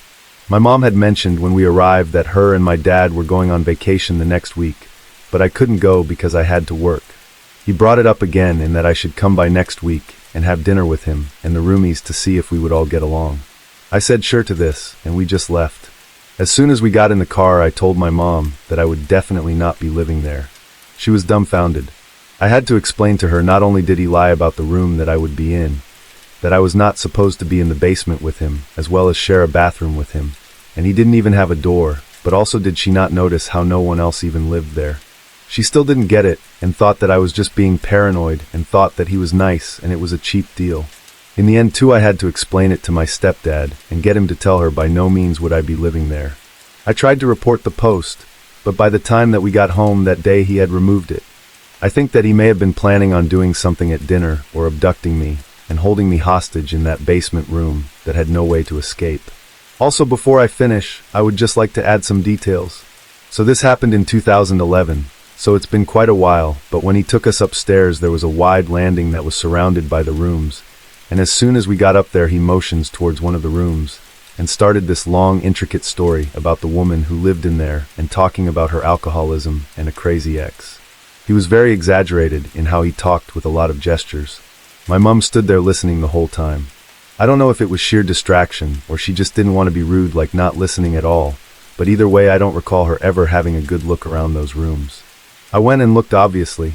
All the doors were open, had neatly made beds with dark wood bed frames, mirrors, nightstands, stuff like that. There were sliding mirror closets, and they were completely empty, except for one had men's clothes hanging pushed against one corner. Nothing was on the nightstands other than a lamp, and nothing on the bureaus. I went into the bathrooms, and there was nothing on the vanity in them other than like hand soap, I guess. I looked in the showers too, but nothing other than bar soap. The bedroom on the left had an empty suitcase laying open in the middle of the bed. This was one of the empty closets, but after seeing all this I came back onto the landing and started slowly heading down the stairs. They were still talking and absent-mindedly followed me down to the living room. That's when he mentioned dinner, and we left shortly after, and I think that's why my mum didn't notice a lot and didn't believe me at first. She didn't take more than a quick glance upstairs, and when we were in the basement, he was sort of just as talkative, I guess. Someone who works in law enforcement pointed out once to me that this was probably actually a sex trafficking situation. The bedroom in the basement is where a victim is likely kept drugged and abused until broken and then trafficked. I honestly think that this is more plausible with the situation, as well as my city is actually a hot spot for that. I honestly think too that this is more plausible with the situation, as well as my city is actually a hot spot for this. I'm just grateful that we got out of there in the end, and I hope my experience could help someone one day notice the details and get out of the situation safely. Like I said, this guy was obviously lying about a lot of things. There was nobody else in that house, and if I had taken it and been the only one there with him, who knows what would have happened. I'm going to try to keep this brief, as I have this memory burned into my brain with great detail. I'll try to summarize it. So I was about 6 or 7 years old, and my mother and I were on a routine grocery run to our local Walmart. I remember getting out of the car and walking up to the entrance. We had parked sort of off in the back, so we had to walk to the front. As we walk up, I see a homeless man asking for change from every person that walks by. He asks the woman in front of us for change, and as she turns him down, he scoffs and begins to say something rude at the woman. My mother and I walked past him with haste to avoid conflict, as he seems to be extremely agitated. We get inside and get our groceries, and everything is fine. As we load up and begin to leave, I remember my mother pulling out $2 to specifically give the man, as he is presumably still at the entrance begging. My mother, trying to avoid conflict, wants to hand him the money and be on her way, so we don't end up getting harassed as the woman before us did. As we walk out, I sort of raise my arms up to my mother in a little kid fashion to be picked up, as I'm obviously scared of the encounter that we're about to have with this guy. My mother picks me up and we begin to leave the store. Before the man can even ask us for the money, my mother hands him the cash, and we walk away conflict-free. I'm being held by my mother at this point with my head facing behind her, and as we're about halfway to our car, I look up from the pavement and look at the man who is now staring directly at me with the most sinister face that I've ever seen. His features are distorted and what I can only describe as demonic. He's smiling and sticking his tongue out, but his tongue was almost to his chest. He lets out this long hiss as his eyes roll into the back of his head, seemingly invisible to the other people passing. I still to this day do not understand too how I was so far away, but heard his hiss as if it was right next to my ear. I'm sure that it could all be just dismissed as a homeless guy that was on drugs, but I truly think that this was a demon. It messed me up for a really long time, and to this day it's a big factor in my belief of the paranormal. This happened a little while back now when I was 15. I had just discovered the rebellious act of sneaking out. This was probably my 4th or 5th time doing it, I think, and this one night I decided to go and meet up with my boyfriend. At this point in time we weren't really together, but we liked each other, and you know how that goes when you're with someone that you like, you tend to not really pay attention to what's going on around you. The night starts out fine though, and we're having a good time. I don't remember exactly what we were talking about, because we had gotten pretty high, but I do remember what happened. We'd met up and gone to this elementary school that had a decent-sized field with some hills and trees towards the end.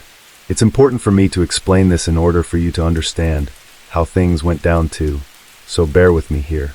So from where we had a very clear view of the school, as well as the school's basketball court. The school was illuminated from the side by it, so we could easily see if anyone walked by, but it wasn't necessarily easy for people to see us, and to our left was a little pavement path that led into a townhouse complex. So we're just sitting there at the edge of this field, looking at the stars and talking about random stuff when we start to hear the crunch of gravel coming from the school.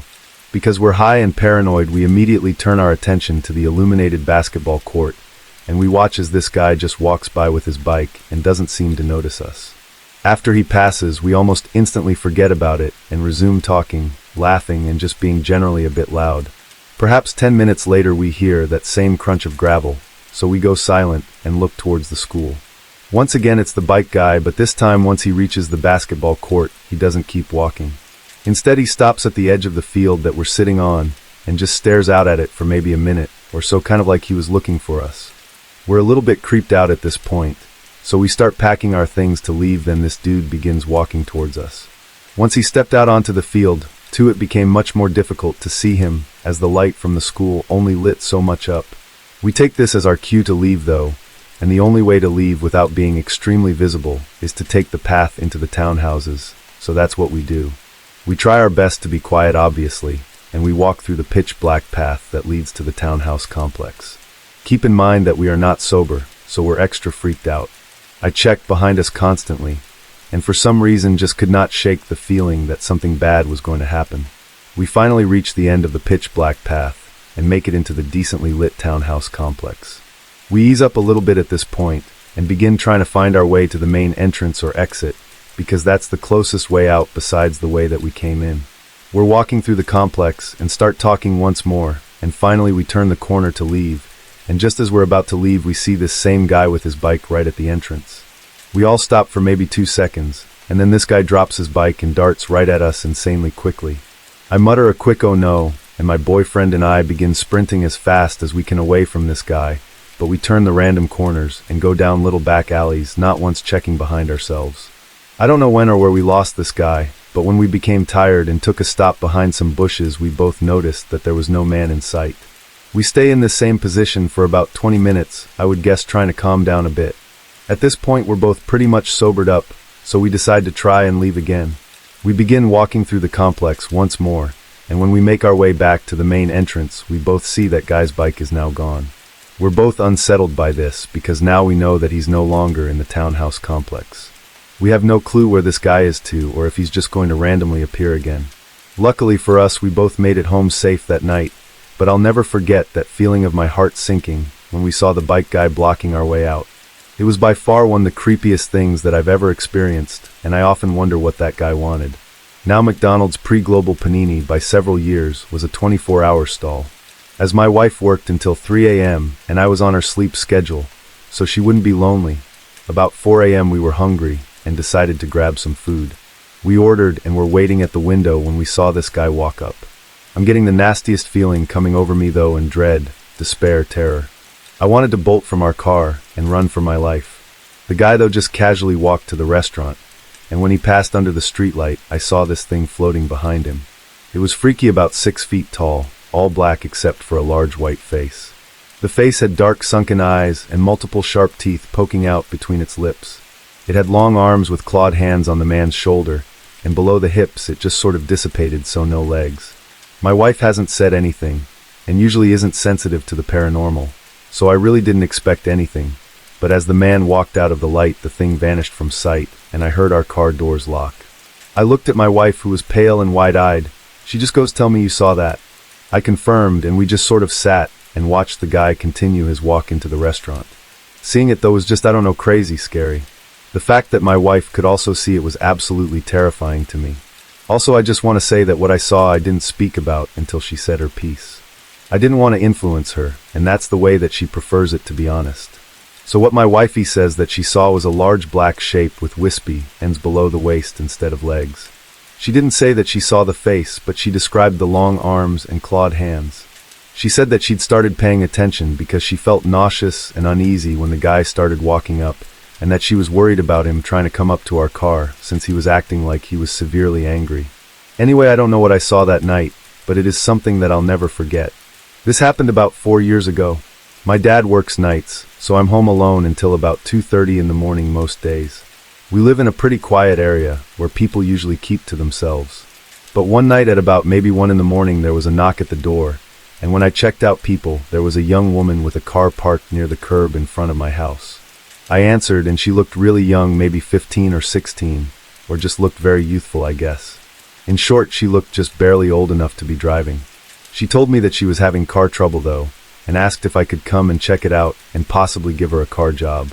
At this time I didn't have a car on my own or knew very much about cars, so I was of little help to be honest, but often to call someone if she needed AAA or a tow service.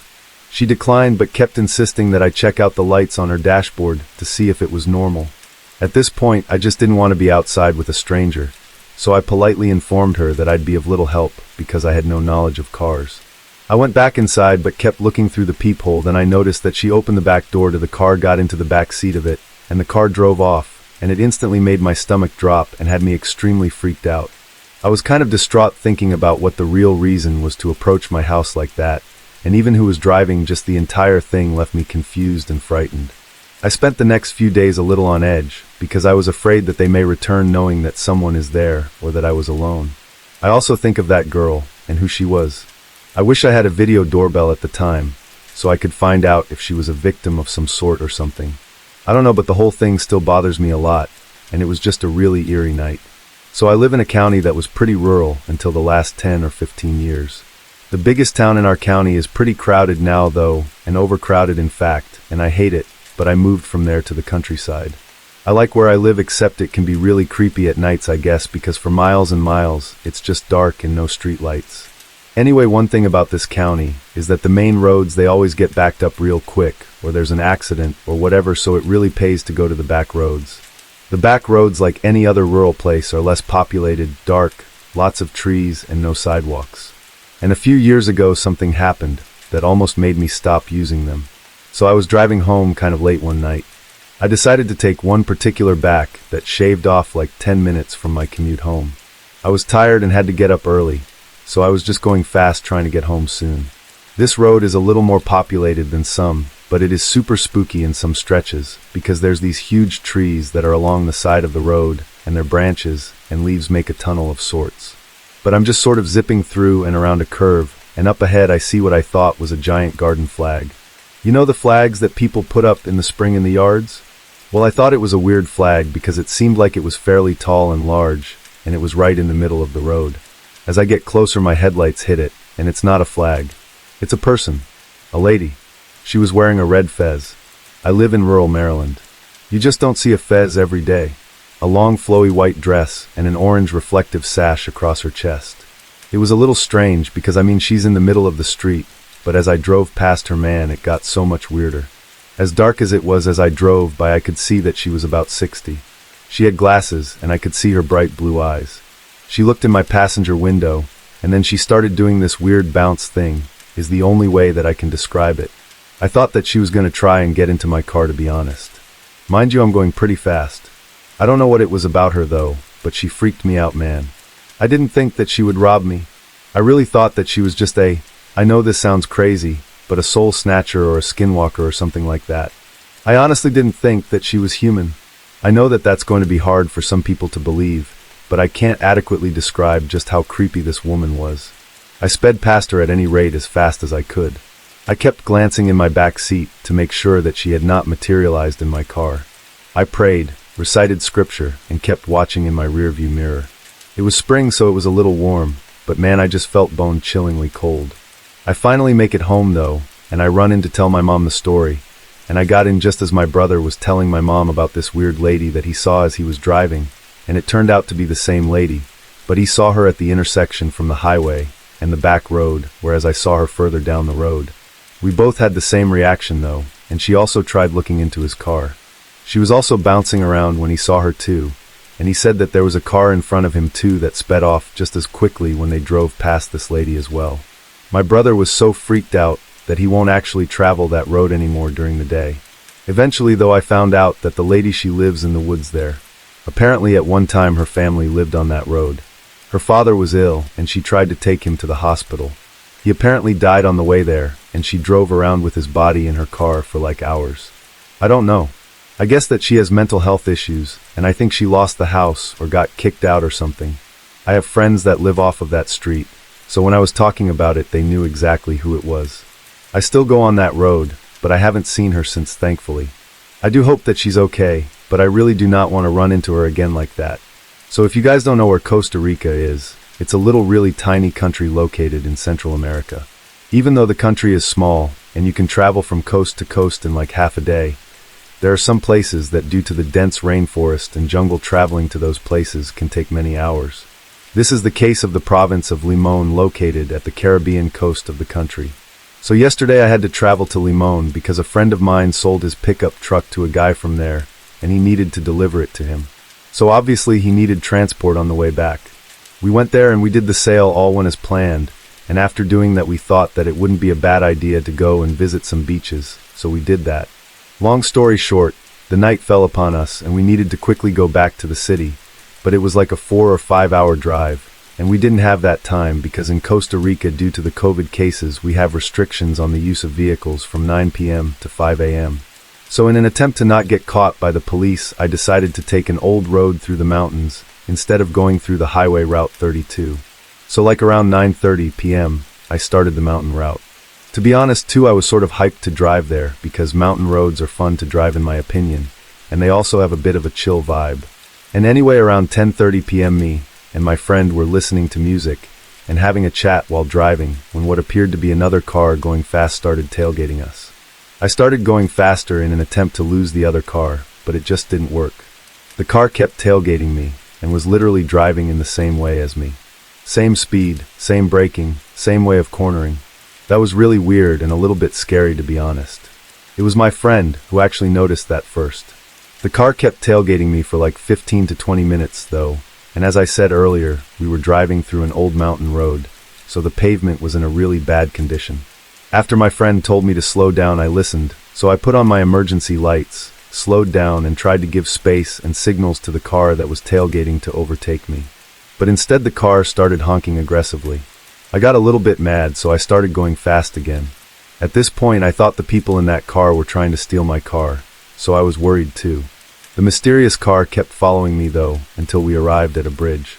In the middle of the bridge, the lights of the car that was tailgating just suddenly disappeared. The car just sort of vanished. I thought that the car had an accident, so at the end of the bridge, I parked the car on the side of the road and started looking. I even took a flashlight to see if it fell into the river or crashed into the sides of the bridge or something, but when I did there was nothing. What I mean is that the car that was tailgating and following me for like an hour just completely vanished. Obviously I was terrified, so I ran into my car and drove as fast as I could to get home. Also the car looked like a sort of 90s white Corolla or Nissan Sentra from what I could see, so that was suspicious from the beginning, because how in the world an old sedan would go up the same speed as a BMW M3 on the uphill was just sort of impossible, to be honest. Me and my friends still really can't find an explanation on how that happened, and we were just so confused. Let me know what you think, or if you've had similar experiences with ghost cars like this, because it's something that has me scratching my head. Several months ago, I shared my experience with an unwelcome visitor who knocks on our windows late at night and plays carnival music. This is an update on that situation, as a lot of people have requested it. So shortly after sharing my first story, I had almost convinced myself our intruder was gone, when as I was staying up in the early hours of the morning to finish a bit of homework, I heard a noise in the yard just outside of my bedroom. I sat there listening, but could only detect something like machinery. It was not a sound that I recognized. I couldn't imagine what was causing the noise unless the air conditioning was misbehaving or something, but once it had quieted down I finished working, and I went to sleep. About 2 nights later I would guess I heard a loud grinding around the same hour, but again just couldn't determine the source, however alarming the volume was, and the following morning my father discovered that someone had sabotaged our air conditioning unit by first removing a piece of its inner machinery and later throwing it into the fan, while it was spinning, effectively destroying its blades and a few other pieces. The part that had presumably been taken the first time I was disturbed by the activity in the yard, it was allegedly thrown back in the second time. I had noticed it only because the outdoor unit is mounted against my bedroom, but we thought initially that the piece, and forgive me for the ambiguous language, as I'm not very technologically savvy, had loosened by itself and broken down, but we called our repairman, who begged to differ. He was actually surprised by the degree of damage, and insisted that he had never seen it happen naturally, suspecting that someone had removed several screws and tampered with the unit. We thought my father had attempted to work on it and caused the trouble, but of course he hadn't.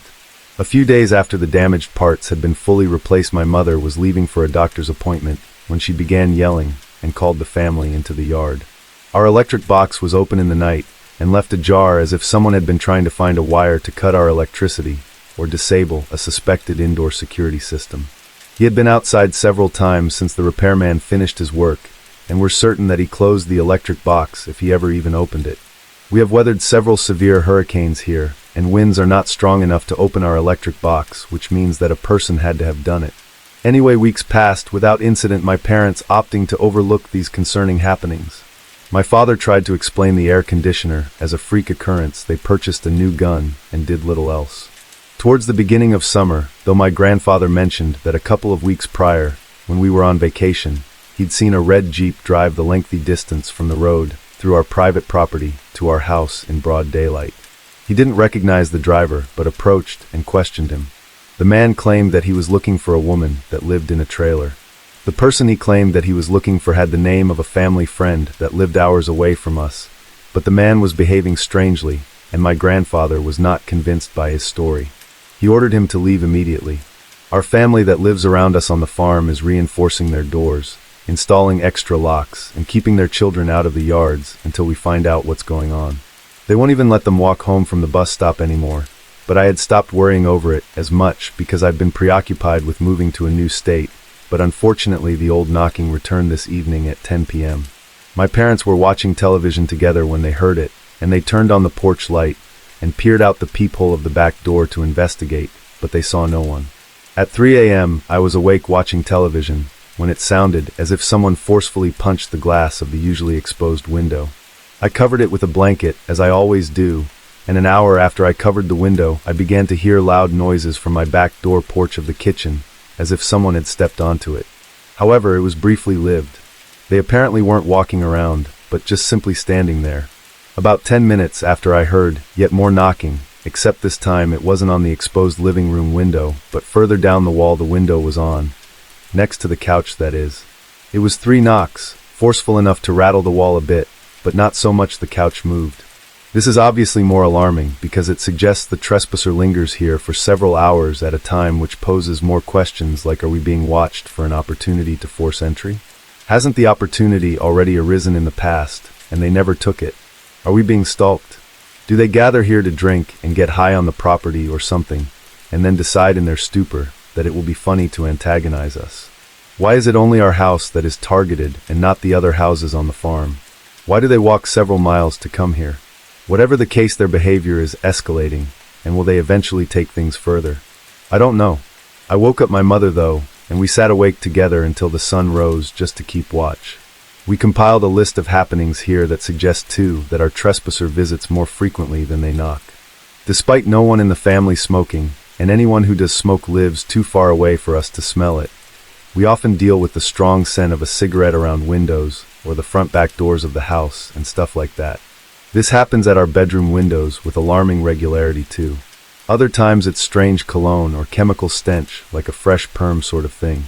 We of course remembered how my aunt's dogs will bark intensely at odd hours of the night, like they do when a stranger visits, and the motion-detecting yard light has previously come on when no one is home, and my grandfather's too, so all of this stuff really tells a bit of a story.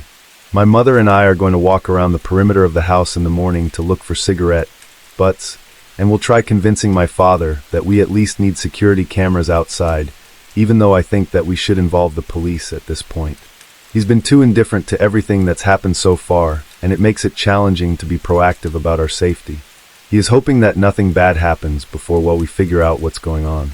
In late May, I decided to take a trip to London for a long weekend, and I stayed at an Airbnb for the first time. It was a nice detached house slightly away from the usual hustle and bustle of busy London roads, and the first day was all well and good. In the morning I left to explore the city, and when I came back to the Airbnb, I found it weird how the entry lights were on, as I'm vigilant with turning off lights when leaving. It's almost like a muscle memory nowadays wherever I am. However, I was a bit tipsy that night, and decided to just put that thought to the back of my mind, and I went to bed. So the next morning I got up, and I left to do some more exploring. I came back home in the late evening, and when I stepped through the door the front lights weren't on this time, but what I did find strange was how the window near the front door had its blinds drawn to the side when they were previously closed for as long as I had been staying there. As I made my way to the kitchen, I came in to find a half-full glass of cola on the countertop alongside a dirty dish in the sink. Now you may think that it was mine, and maybe I just forgot. However, I know that I cleaned up after cooking breakfast that day, and the remainder of what was in that bowl looked like cereal, which I didn't have that morning. I wasn't planning on making excuses though, and I trust my instincts, so I promptly left the premise, and I contacted my host. He came down rather quickly as I hung around the closest bus stop. When he got there, we went in together, and I told him that I was concerned that someone had gotten in when I was away or something. He was thankfully very empathetic and understanding of my concerns. He then decided to remotely check the camera footage, and whilst rewinding he caught a man wearing a backpack entering through the back bathroom window through the garden, then leaving about 2 hours later through the front entry window, which when we checked was still unlocked. Remember how I said that it was odd that the blinds were drawn back on that window? The police were called and we both filled in our statements, and from what I know he has since taken that property down from his Airbnb page, and it's not been back on since. I've not been contacted by the police after the initial report either, so honestly I can't even tell if he's been caught or not, or if the host had any further footage of this man coming in and out. I'm just really glad that I didn't come face to face with this guy, because who knows what would have happened. This is a bit of a long one, so strap in. So I've always been a bit of a skeptic, I guess, when it comes to the paranormal and stuff like that. My family is religious, don't get me wrong, and believes in spirits and demons, and I do as well, but I never exactly bought into any of the actual stories of entities inhabiting houses and stuff like that. Now, however, I'm not so skeptical anymore. If anything, I'm downright terrified, because I still have no idea what really happened. My boyfriend came over last night to watch a movie and chill. Nothing out of the ordinary. I'm currently dog sitting for some neighbors down the street. Nothing big. I've done it quite a few times for them before, so I know the routine and everything. I never really felt nervous at night or anything, so everything was normal. At around 10 p.m. though, my boyfriend and I left the house to go walk the dog. It was dark out and we were just chatting as we went down the street, but we approached the driveway and I just got this really weird feeling in my stomach, but I chalked it up to being a cramp and just continued up the driveway. I opened the garage door and walked inside, and as I'm walking in, my boyfriend just stopped dead in his tracks in the middle of the garage. I kind of assumed that he just didn't want to go in since it's an unfamiliar house, and also I continued on. There's these sort of 2-layered doors leading into the house.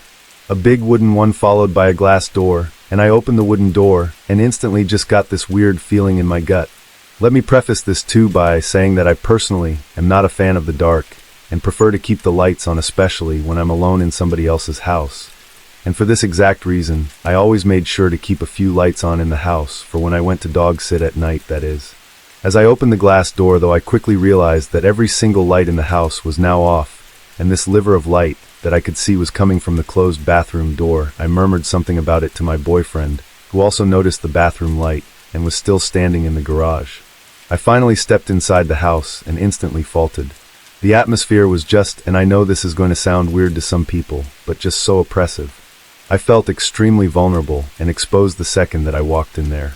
Now the dog's kennel and food is directly to the left of the door, so I turned to go take her out. As I was getting ready to open a kennel door, I just got this inexplainable urge to look behind me. Turning around, I stared directly into the empty and dark living room, and my heart just instantly stopped. I felt waves of nausea, and fear started to wash over me. It was like something was just staring right back at me from within the darkness. The raw primal fear was something that I've never felt before. It felt as if whatever it was watching me from there and just waiting for the chance to hurt me. Every instinct in my body was screaming at me to just run and just get out of there, but my boyfriend was saying things to me from the doorway, but I genuinely couldn't understand him because I was just too scared to take anything in, I guess. Eventually I finally turned to look at my boyfriend, who stared straight back at me and whispered that we needed to go right then and there. He looked like he was about to throw up, and I could tell from the look on his face that he was feeling the exact same fear that I was. I quickly opened the kennel as fast as I could grab the dog, and we just bolted. I was instinctively tearing up as we left the garage from pure fear as well, and I could tell my boyfriend was too. We waited until we were at the entrance of the driveway to even risk talking. Eventually, when we did start talking, my boyfriend told me how he felt like something was horribly wrong in that house, and that he felt as if he was about to vomit from fear and nausea. I got even more freaked out hearing him describe the same symptoms that I felt. If I'd been the only one to experience this, I probably would have chalked it up to simple fear of the dark reaction, but hearing his words just made it so much worse. At first I was assuming that this was a part of a home invasion, convinced that someone was waiting in the dark with a gun. I contacted the owner of the house, who confirmed that they owned automatic lights, but they shouldn't have all gone off like that. Truly wonderful words to ease my fears, right? I then called my mom, who was still at our house, telling her what happened as we walked the dog down the street. My boyfriend was attempting to calm himself down as I talked, and I think we were both just super shaken up at this point. It honestly felt like we had escaped a near-death experience. After some persuasion, though, she agreed to go back to the house with us to help us check everything out, but it was clear that she didn't exactly believe us. To be honest, though, I didn't care. I just wanted to have an extra person with me in case of a home intruder or something. See, I didn't really think it could have been anything paranormal at that point. I was just terrified that there was someone in that house with a weapon. She walked with us back to the house, and we explained the terror that we'd felt inside the house, and our gut feeling to instantly book it. We approached and walked up the driveway, cautiously, carefully looking for any signs of break-in, and as we finally approached the garage door, however, the dog just started going absolutely crazy, like wild snarling and growling at the garage door like something was on the other side, and the fear and the nausea came back in full force to the point where I just couldn't stop crying. The tears were just coming down my face, and the closer that I got to the garage door, the worse it felt. I practically begged my mom to back up from the garage door, and she just seemed pretty concerned at this point, and contacted the owner again as the dog continued to growl. After a quick conversation, we all eventually decided to open the garage with bated breath, and when we did, nobody was inside. Walking into the house now, I felt the terrifying presence fade a bit, but the atmosphere was still just really eerie and unsettling. We turned the lights on, and after a few moments of tense silence, sort of relaxed, the dog ran to a food bowl, and all seemed to be calm, and then my boyfriend pointed out that the bathroom light, which had previously been on, was off. The door was also cracked slightly open, but we sort of nervously laughed about it, and after the dog finished eating, I went to put it back in the kennel. The door to the kennel, though, was now let shut, and I knew that I hadn't shut it when we left, and just pushing it closed wouldn't have been enough to completely latch it shut. It's one of those dog kennel doors that you need to push the latch into sort of two directions to properly close it. That cold chill came back to me then, and I shared a worried glance with my boyfriend. My mom then abruptly stood up and announced that it was time for us to leave. We all walked to the back of the house in relative silence, and my boyfriend and I just cuddled for the rest of the night. He mentioned that he felt like the experience was supernatural or paranormal, and to be honest, I agreed with him. I mean, there were no signs of a robber or anything. It definitely felt like some kind of malicious entity, but I don't know, maybe it wasn't. Everything that happened was just so surreal, and I'm not even sure anymore. I get chills just thinking about it, though, and I guess I'm just wondering if anyone has had an experience like this before. Could it have been some sort of a demon or something, or do you think it was a break-in or something? Any advice or shared experiences would be helpful, as I really just cannot find much online. Thank you. I grew up in an 8-bedroom farmhouse with my dad until I grew up and moved out. We always had extra rooms not being used, and because of the age of the house plus all this extra space, there was always just an eeriness, like someone was looming in the shadows. If I had to get a drink in the middle of the night, for instance, I would always look at the ground the whole time, because I was scared of what may be looking back at me from the dark corners, the rooms and the hallways. Even the windows and the mirrors were avoided, because I wasn't sure what I'd actually see looking back at me. Anyway, when I was around 12 years old, I questioned why the room that used to be my nursery was locked from the inside. I didn't think that it was weird before then. My dad needed a room for storage and all that, and I figured that he just wanted to keep me out or something. But I brought it up to him one day, asking what's so important in there that he needs to keep me out even though I'm not a child anymore. A typical 12-year-old mentality, right? Turns out, though, that I was not entirely correct about the lock. My dad, with a very serious demeanor, sat me down and answered my inquiry. When I was a baby, maybe 1 or 2 years old, I slept in this nursery room on the second floor next to my dad's room. This room was painted by my sister especially for me with Winnie the Pooh characters and fluffy clouds. The type of thing that I think back on and appreciate. The effort and the creativity was really admirable, I think. I have a photo of me smiling at Pooh Bear on the wall, actually, while we were setting it up. Anyway, I was in this nursery in my crib again, right next to my dad's room. The perfect age to be on my own. Every night, though, my dad was woken up by my scream crying. He had raised 4 children before me, so he was not making the first-time parent mistakes that would otherwise be in question. He thought that it was probably just the switch to me being in my own room, rather than being in his room, that caused my nightly discomforts. He considered bringing my crib back into his room, but of course the nursery was all ready to go. I had just graduated to my own big kid room. For a while when I cried in terror, he would come in and check on me only to find that nothing was wrong in the sense of present stresses like temperature, diaper change, hungry or thirsty, etc. He would stay with me until I fell asleep, or keep the light on to make me feel safer, and then return to his room to get some actual rest. One night though, after finally having enough of my distress, he decided to camp out on the floor of my nursery to see if he could what the matter was, but mostly to try and sleep through the night too. And this was the last time that anyone ever slept in that room. So I was able to doze off now that I wasn't alone. He on the other hand was tossing and turning on the hardwood floor, not comfortable enough to sleep, and as he laid there on the floor mulling over the situation, there were 3 huge bangs that jolted him to his feet by a few massive blows to the floorboards beneath him, centered directly on his back, as if someone on the first floor was battering a ram aimed at the ceiling. His first instinct was to run downstairs and check for intruders. He's a man of logic, after all, brave and ready to defend his family. However, when he got down there, the lights were off. There was no one downstairs. The front door was locked. Windows locked. No sign of forced entry. No one else lived with us. Our closest neighbor was down the road like a quarter mile, and why would they break in just a bang on the ceiling, let alone have mapped it out where my dad would be sleeping in my nursery that night? And the other thing was that the force of the blows, this wasn't normal blows, this actually moved to the floorboards. After this event though, my dad brought my crib back into his bedroom, and I was able to sleep without crying or screaming beyond needing a diaper change or something normal like that. He brought the Bible into the nursery for extra measure and casted out any evil that may have invited itself in there. He locked up that nursery and only used it for storage after that, and only went in during the daytime. And to this day that old lock is still on that door, as if a lock will keep spirits locked in, right? Short of pretending that experience never happened, he couldn't rationalize it enough to do anything else. We think that the entity was evil and malicious, and when my dad tried protecting me, this only made it worse. As I grew up in that house, I had a really hard time sleeping in any room on my own. Many nights, I ended up rushing to the couch in the living room, turning on the TV, and watching Disney until I fell asleep again. Even then, I was just not comfortable. There were always just what felt like eyes on me.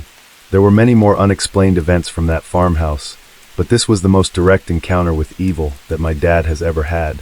When I was in the 11th grade, I had this taxi driver who would drive me to school and drop me off at home every day. He seemed nice at first, and we always had some pretty good conversations. For the first few weeks, he was actually one of my favorite people. Just seemed like a cool guy in general, but then one day things started to get a bit weird. He started telling me stories about what happens to girls on dark web videos, and I just stayed completely silent, because what the heck, right? Then he gave me a pair of his glasses, made me try them on, and everything. Actually made me on several pairs, and he even put his hand on my leg multiple times, and actually had the audacity to give me his number and Facebook completely without me prompting it. Let me just remind you all that at this time I was 17, and this dude was in his 40s and had a wife and kids and everything. Along with that too though, he kept begging me to let him teach me karate at his house. So all of these things kept happening over the course of about a month. The tipping point though is when he actually sent me a message on Facebook telling me how beautiful I looked in a picture.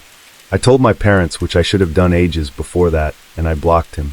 My parents proceeded to call the taxi company to report him, and the kicker is that this particular taxi service was specifically for minors going to school. But wait, there's more to this.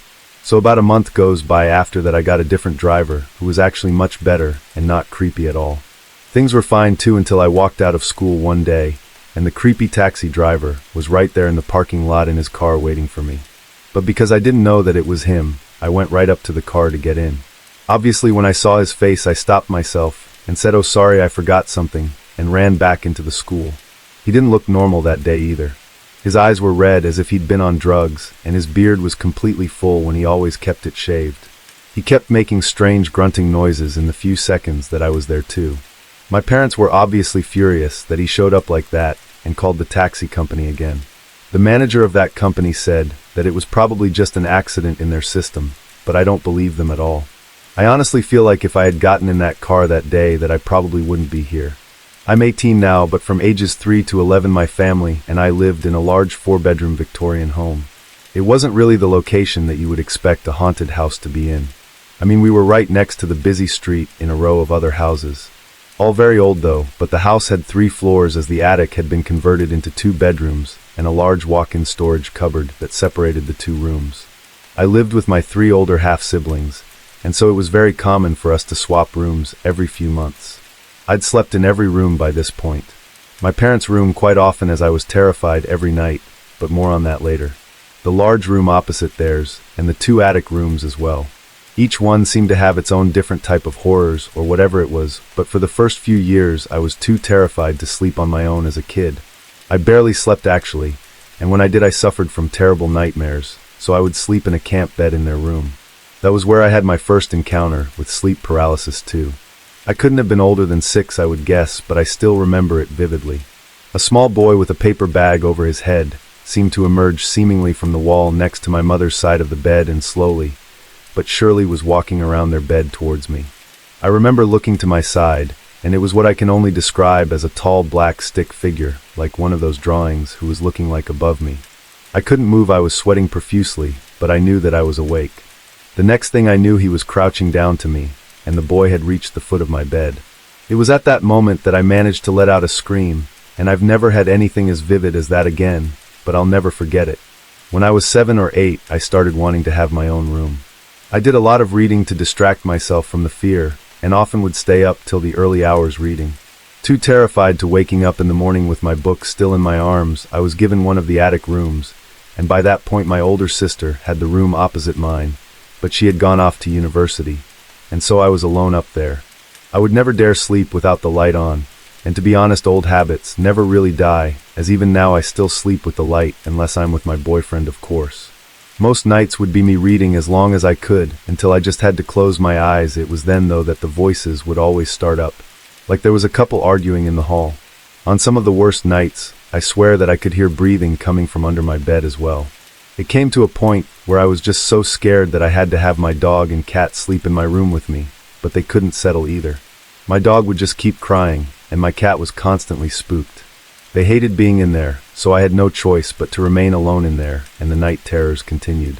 I'd wake up and just couldn't stand to be in my room anymore, so I'd creep down to the 2nd floor and sleep outside my parents' room.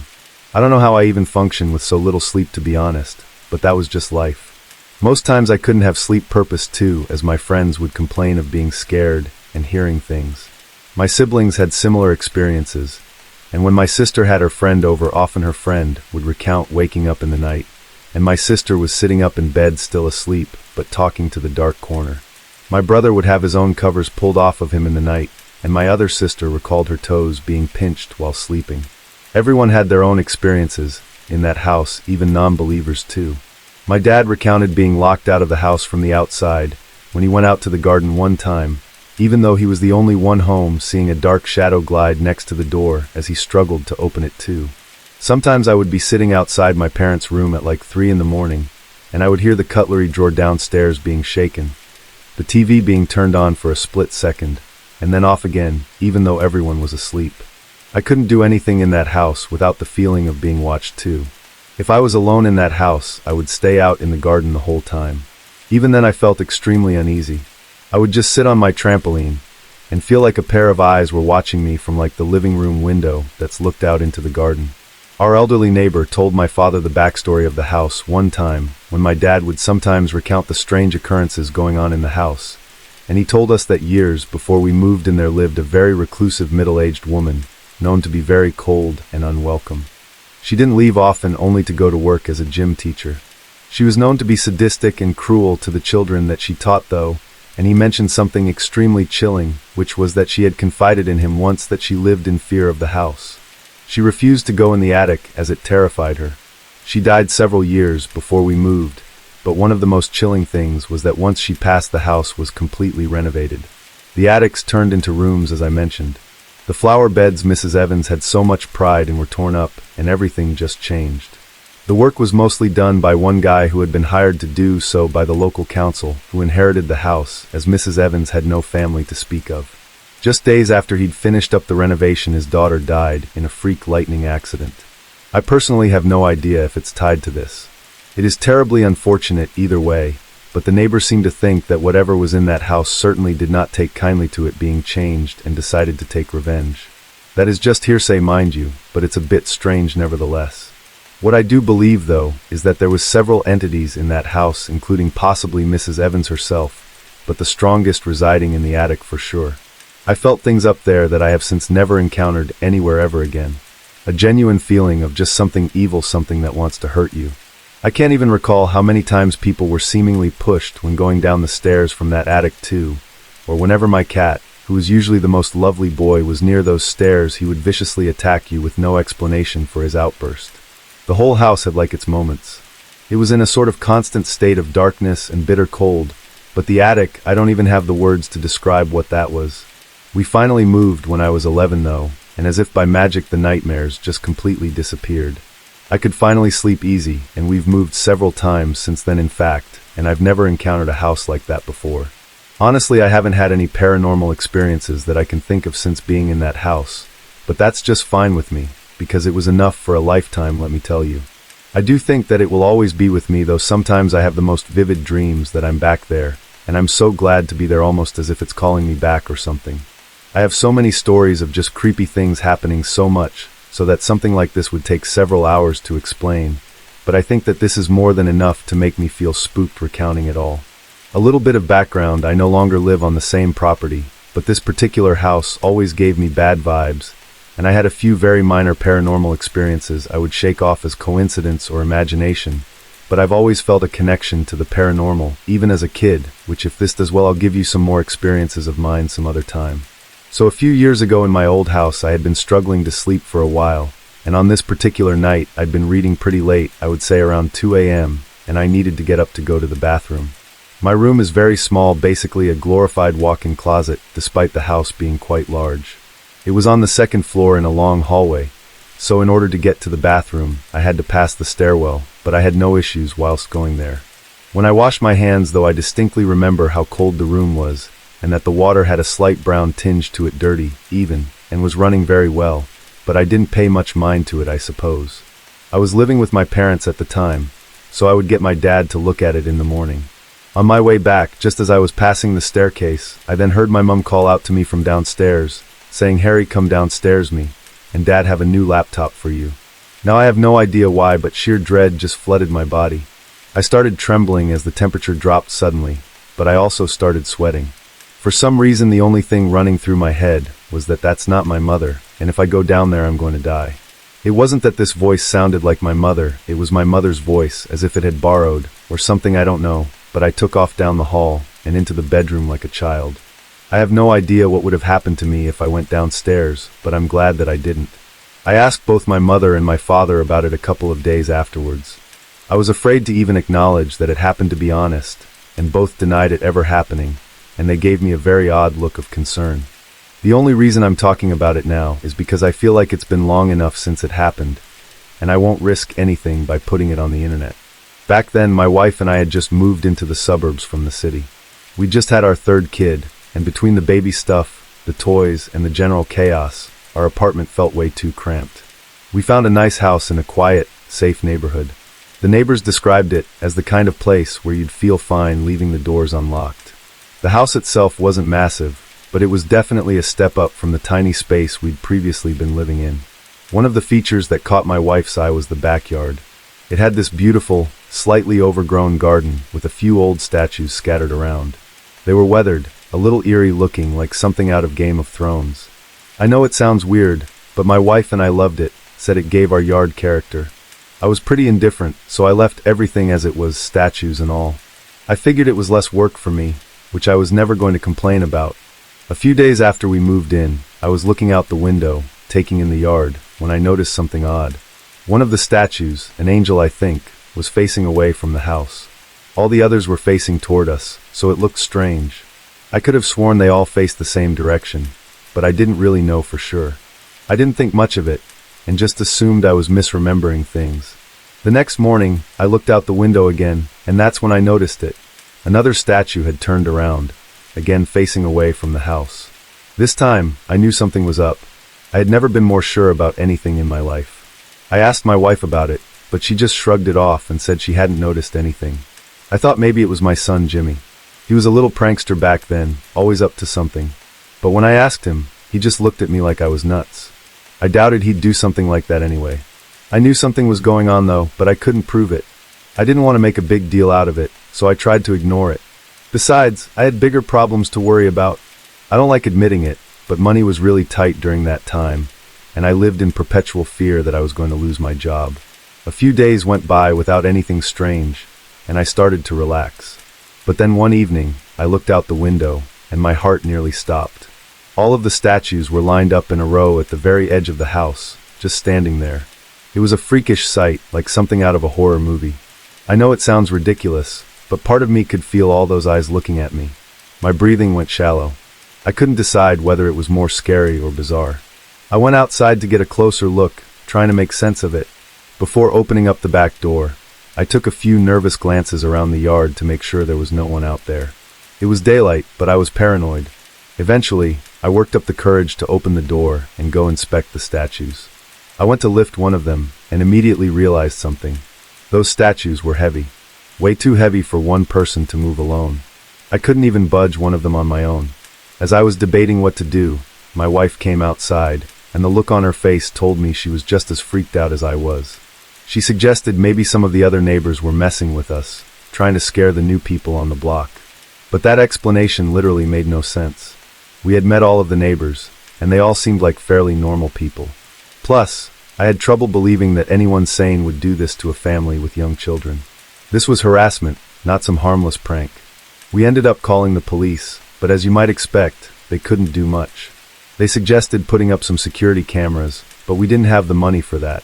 I told the cops we would, but on the inside, I was really reluctant to do something so drastic. They left, and I guess I felt a little better, even though my wife was still extremely shaken up. My wife and I did everything we could to hide the situation from our kids. Say what you will, but we didn't want to scare them. Nothing happened the next day, or the next. I speculated that the cops had scared whoever was there away, which did track on many levels. So we tried to forget about it, even though neither of us really felt comfortable. I tried to assure myself that maybe my wife was right. Maybe it had just been a prank or something. That didn't do anything to calm my nerves, though. I was on edge, looking out the windows every time I passed by, half expecting to see the statues somewhere else. I hope no one ever has to experience the sensation of feeling unsafe in your own home. A few days passed without incident. I started thinking the nightmare was over, and for the first time in a while, the house was actually starting to feel like home. I could not have been more wrong. It was a weekend. I don't remember whether it was Saturday or Sunday, but it was definitely a weekend since my kids didn't have school. After some breakfast, I went outside to play in the yard with my kids, and that's when I saw it. Spray painted in big black letters on the back wall of our house were the words, "Go away." I nearly dropped my son when I saw it. Without thinking, I rushed my kids inside and told my wife to stay in the house with them. I don't know what came over me. I'm not that brave of a guy, but I started sprinting through the garden, screaming threats at whoever had vandalized my house. Adrenaline was coursing through my veins, and I was looking for a fight. No one was anywhere in my yard, though. Eventually, I gave up looking. As I was walking back towards the house, the adrenaline in me turned to outright fear. This was serious. Someone had left a direct message meant to scare us. They could have meant us harm, and I knew the situation was only going to escalate from there. The police came again and took down another report, but without any leads, there wasn't much they could do. I insisted that they stay on the property in case those people came back, but they told me they didn't have enough evidence to waste resources like that. As far as they knew, some teenage delinquents could have been behind the graffiti. I couldn't believe what I was hearing. They told me they'd make sure a patrol officer was nearby, which I guess was some kind of consolation. My wife was twice as upset as I was, so I reassured her that we'd be okay, even though I was freaking out internally. That night, I was in the kitchen when I heard my wife scream from the living room. I ran in, and she was standing by the window pointing outside. I looked, and my stomach dropped. There were 5 people standing in our backyard, each of them wearing white face coverings. They were dancing around in this strange, jerky way, almost like puppets. We just stood there, watching them, too shocked to move. It was terrifying. I don't know what they were trying to accomplish, but it was the most disturbing thing I'd ever seen. I snapped out of my haze and grabbed the biggest kitchen knife we had. I basically screamed at my wife to call the police, and while she was doing that, I ran out the back door with a knife in my hand. I screamed like a clinically insane person and took one step toward them before instantly regretting it. There were 5 of them and 1 of me. They could have been armed.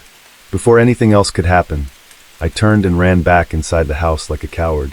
The knife must have scared them, though, because they stopped dancing and ran into the garden, out of sight. I told my wife to run upstairs, find the kids, and hide, and I guarded the back door in case they tried to break in. By the time the police arrived, those people were gone. The police did a thorough search but couldn't find any trace of them. That was the last straw. I didn't care about the costs. I bought and installed security cameras the next day. My wife was hysterical for weeks after that, begging me to let us move somewhere else. I told her that if one more thing happens, that we would, but that we'd probably be screwing ourselves financially if it came to that. Luckily, the cameras must have done the trick, because those people never returned, and we never had another incident occur on the property. The scariest thing, though, is that we still live in the same house and never got an explanation for what happened. My wife Taylor and I recently moved out of our old home. She didn't like being so close to her family and wanted to put some distance between us and them, so that's what we did. We don't have kids, and she stopped working ages ago, so she was relatively amenable to my suggestions about where to move. I'm an electrician, so bouncing around isn't much of a problem for me. We eventually settled on New Mexico. We've both been rural people all our lives, so it wasn't that drastic of a lifestyle change. That was about 3 months ago, give or take. We found a fantastic deal on a place way out in the country. The house is honestly bigger than we really need, especially since it's just the 2 of us and our black lab Lola. But honestly, we figured we'd make use out of the extra space, maybe even host some of the friends we'd make. We'd been settled in for a few months when I started noticing something odd. The upstairs lights kept tripping circuits, but the rest of the house would still have power. After this happened once or twice, I knew exactly what the problem was. Like I said, I'm literally an electrician, so this kind of stuff is my bread and butter. I figured it would be an easy fix, just a matter of rearranging some of the load on the breaker. In all likelihood, it was downstairs. Times like those make me happy that I'm the type of guy who knows how to fix things. To be honest, I hadn't spent that much time in the basement since we moved in. I didn't really have a reason to. We'd looked it over briefly when the realtor showed us the place, but I didn't pay much attention. Come to think of it, I don't think I'd been in there one time since then. Anyway, I walked down the stairs and started looking around for the main breaker.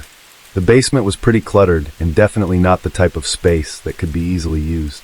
It looked more like a storage room than a basement. Eventually, I figured out where the main was and started futzing around. After about 10 minutes, I realized where the load imbalance was and told myself I'd rewire it when I had more time. At that point, I was about to go upstairs when curiosity got the better of me. I figured since I was down in the basement already, it probably wouldn't be a bad idea to have a look around. After all, this is my house, and it was honestly a little strange that I didn't know every square inch of it. Like I said, most of it was filled with old furniture and a bunch of junk. There wasn't anything particularly interesting down there, and I eventually concluded that trying to transform it into a usable space would be way too much of a hassle. That's when I noticed something odd. In the far corner of the basement, behind a stack of old wooden chairs, was a large metal door. It was strange because this wasn't just any door, it looked industrial grade. It was also a lot taller than most normal doors would be, and seemed pretty thick too.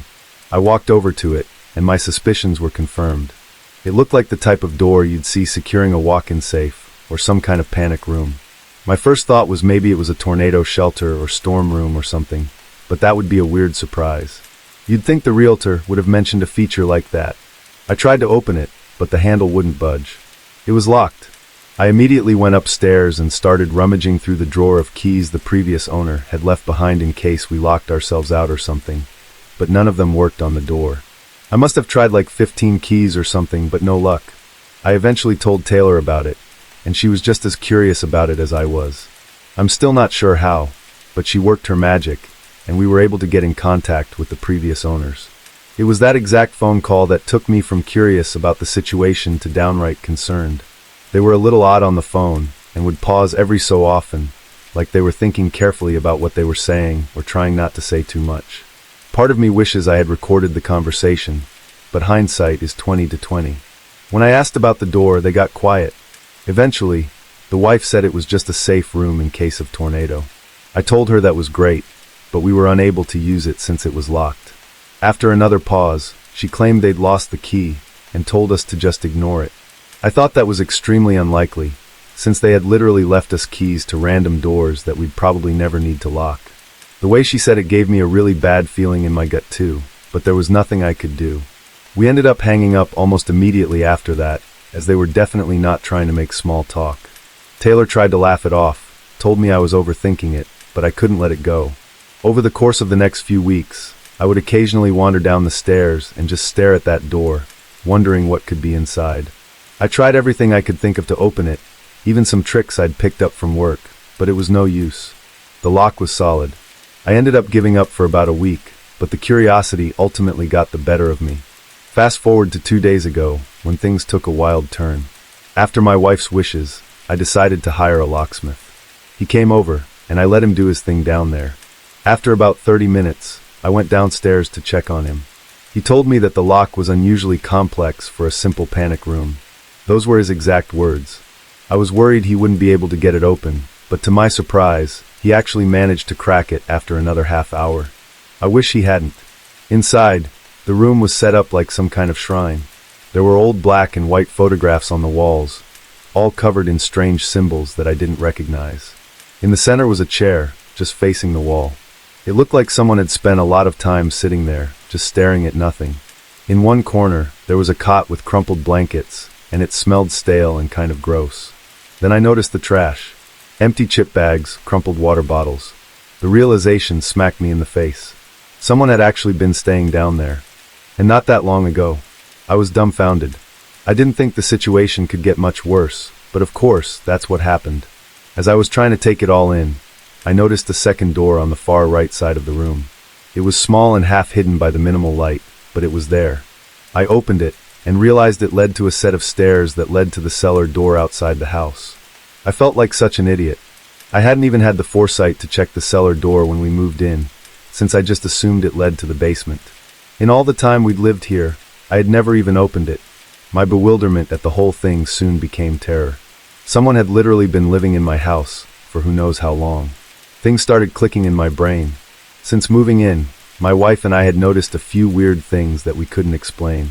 Most of the time, it was just things going missing. Until that point, I had just assumed my wife had misplaced things, which she did have a tendency to do. This discovery changed everything, though. Someone had been living in our house. I had to repeat that thought a dozen times in my head before I could fully wrap my mind around what was going on. I didn't know who had been in there or why, but I knew I didn't want them coming back. I tried calling the previous owners, demanding an explanation, maybe even threatening legal action, but they wouldn't pick up. Either they disconnected their number, or they just didn't want to deal with it. Taylor was freaked out, and I was too. That night, I took some heavy furniture and barricaded the cellar door from the inside. I found a heavy-duty looking chain and padlocked it shut for good measure. I didn't care what it took. There was no way I was letting someone sneak back in through that door. The police came and took down a full report before leaving, telling us they'd do their best to try and get in contact with the previous owners.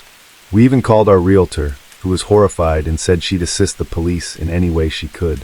That night, as we were getting ready for bed, we heard it. There was a loud bang on the front door. Lola shot up, barking like crazy, and we both froze.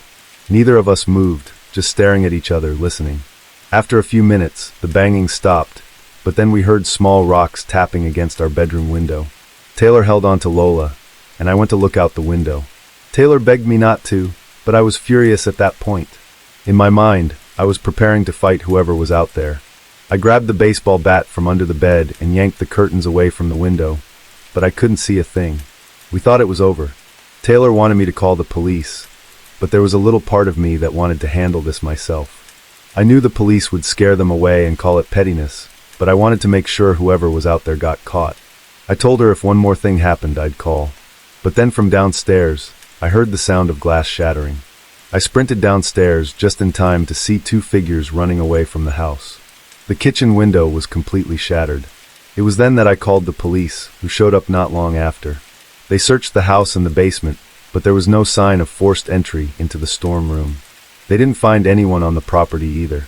Their best guess was that whoever had been living down there was angry when they realized they were locked out and decided to come back and scare us. I was both furious and horrified. My wife has been a wreck ever since. The police escalated the situation since an actual crime happened and said they're working on tracking down the previous owners, but that it could take a few days.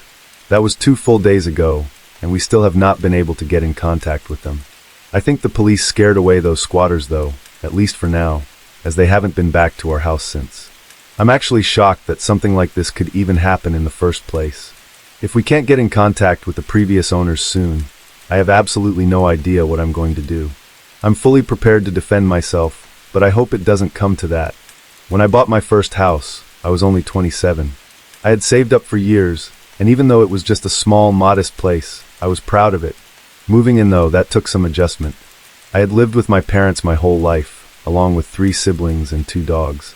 The house was loud, always buzzing with life. But this was quiet, really quiet.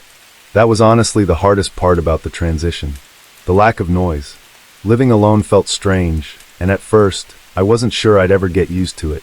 I'm sure anyone who's gone from living with family to living alone knows what I'm talking about. One thing I loved about the house was the tiny balcony on the 2nd floor. Don't get the wrong impression, I don't even know if I can really even call it a balcony.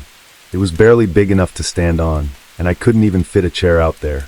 Regardless, I'd go out there most nights after work to take a break and clear my head. I smoked pretty often, but I hated the smell, so smoking inside wasn't an option for me. The balcony was twice as beneficial for that exact reason. I didn't even have to go outside or leave the comfort of my own home just to smoke. It felt like a luxury. I'll describe the layout of the property, so what I'm about to tell you makes sense. The block I lived on was pretty standard, with houses adjacent to each other all the way down. The street behind mine was exactly the same, meaning everyone's house would be sharing a backyard if it weren't for the 10-foot-tall fences designating the property lines. From my balcony, I could see over my backyard neighbor's fence and into his yard. You could see the whole place, really. After a few weeks, I realized I'd met almost all the neighbors except him. Come to think of it, I don't think I'd ever seen him, let alone have a conversation with him. The guy never waved and never came over. I never saw him in the yard or at the bedroom window. Nothing. It was like he didn't exist. If it weren't for the occasional bedroom light on at night, I would have assumed the place was deserted. I guessed that there was an old person living there since the grass looked like it hadn't been cut in years, and I never heard any sounds from their yard. After another week, curiosity got the better of me, and I decided to go introduce myself and at least put a face to the name. One Saturday, I walked around the block to his place, expecting to knock on the door and maybe make some small talk, but the house looked rough. Rough was an understatement. It looked completely untouched. The yard was a mess, overgrown with weeds, and the whole place looked like it had been ignored for years. The paint was chipping, some of the siding had been scratched off, and the walkway was stained. The doorbell was broken, so I gave a few loud knocks and waited. Nothing. I felt awkward standing there, and started to wonder if maybe the place really was vacant, but then I saw a slight movement behind the window shade. Just a flicker, like someone was peeking out. That was enough for me. Someone was in there, spying on me, but wouldn't open the door for some reason. I turned to leave, when all of a sudden, the door flew open, slamming against the wall like someone had ripped it open in a violent rage. I jumped back, totally thrown off. I whipped around, and found myself face to face with an elderly Asian woman standing in the doorway, staring at me. She was short, with gray hair pulled back in a tight bun. Her skin was wrinkled, but somehow tense, like she was flexing her face muscles, if that even makes sense. Her eyes were wide, unsettlingly wide. I can't even lie, I was pretty freaked out just looking at her. There was something off about her, like it looked like she was on something. She didn't say a word, just stared with no expression on her face. Eventually, I cleared my throat and introduced myself as her new neighbor. After a few seconds, she said her name was Priscilla and gave me a half smile. And that was it. She didn't even ask my name. She just stood there watching me. I nodded and turned away, not knowing what to say. I left feeling more unnerved than I wanted to admit. I never heard the door close behind me, but I didn't want to turn around and get caught looking. Later that night, I went out to my balcony like usual, trying to forget about the strange interaction. At that point, I had no idea of the ordeal that I had just gotten myself into. When I glanced over the railing, there she was. That crazy-looking lady from earlier, standing dead center in her yard, looking straight up at my house. She didn't move, didn't call out, just stood there staring. It was one of those moments where you wonder if you're actually seeing what you think you're seeing. I didn't know if I should say something, wave, or pretend like I hadn't noticed her. It was one of the freakiest things I'd ever seen, and I didn't know how to handle it. I went back inside and told myself she was just a little messed up in the head, and that I shouldn't be getting worked up over a harmless old lady. But it didn't stop there. The following night, I saw her again, but this time, she was moving from one window to another inside her house, watching me from each one. Although I pretended not to notice her, part of me felt like she knew that I knew she was watching. I was hoping she'd stop, but she didn't. She was still looking at me when I finished smoking and turned to go inside. Out of curiosity, I peeked out one of my windows about 20 minutes later to see if she was still looking at my house. To my horror, she actually was. I called my dad, and he told me that she probably had dementia or something, and that she was most likely just lonely or confused. He told me that I should actually feel bad for her. It was kind of hard to feel bad for someone who was borderline stalking me, but my dad calmed my nerves and assured me that she was harmless. A few nights passed without anything weird happening. I didn't see her in her yard or at any of her windows. I thought maybe my dad had been right, and was starting to feel glad that I hadn't done something drastic. That is, until one morning, when I found a woman's sock on my side of the fence, just sitting in my yard. I stared at it, feeling a chill run through me. This wasn't just her strange behavior anymore. She'd been on my property. I didn't know what to do. I didn't want to confront her, but I was starting to feel like I couldn't ignore it either. I should have called the police right there, but I didn't because I didn't want to create issues with a neighbor. That night, as I was laying in bed, the doorbell started ringing. Not once, not twice, at least a dozen times, one right after the other. I didn't even need to look. I knew it was her. In my tired haze, I wasn't thinking clearly. I was more annoyed than scared. I got up, threw on a shirt, and went to the door, telling myself I'd just ask her to leave me alone. I told myself that I'd been putting this off for long enough, and it was about time I dealt with it. I have no idea why I wasn't scared in that moment. I still look back and cringe at how flippantly I handled the situation. I don't even want to say I was naive, but I can't think of a better word to describe my attitude to it all. The second I opened the door, she lunged at me. She ran full speed at me with a kitchen knife in her hand, her face twisted in rage. She started screaming, yelling something about how I had taken her son from her. I barely had time to process what was happening. I grabbed her arm, managing to wrestle the knife out of her grip, and I pinned her down on the floor. She was easy to overpower, but that didn't make this situation any less terrifying. My heart was racing, and my hands were shaking as I held her there and called the police. She was still screaming nonsense about her son, and told me that she was going to kill me. At one point she tried to bite me, but I wasn't going to let her go until the police arrived. It was the longest 5 minutes of my life. She never stopped screaming or squirming the entire time. When the police finally arrived, they restrained her and forced her into one of their cruisers. She screamed the whole time, and I could still hear her screaming even after they shoved her in the car. I had never been more scared in my life. The police made sure I was okay, and told me she'd be sent to some kind of psychiatric facility. I never saw her again after that. This incident still weighs pretty heavily on my mind, and has definitely made me a more paranoid and cautious person. I ended up moving out not even a year later.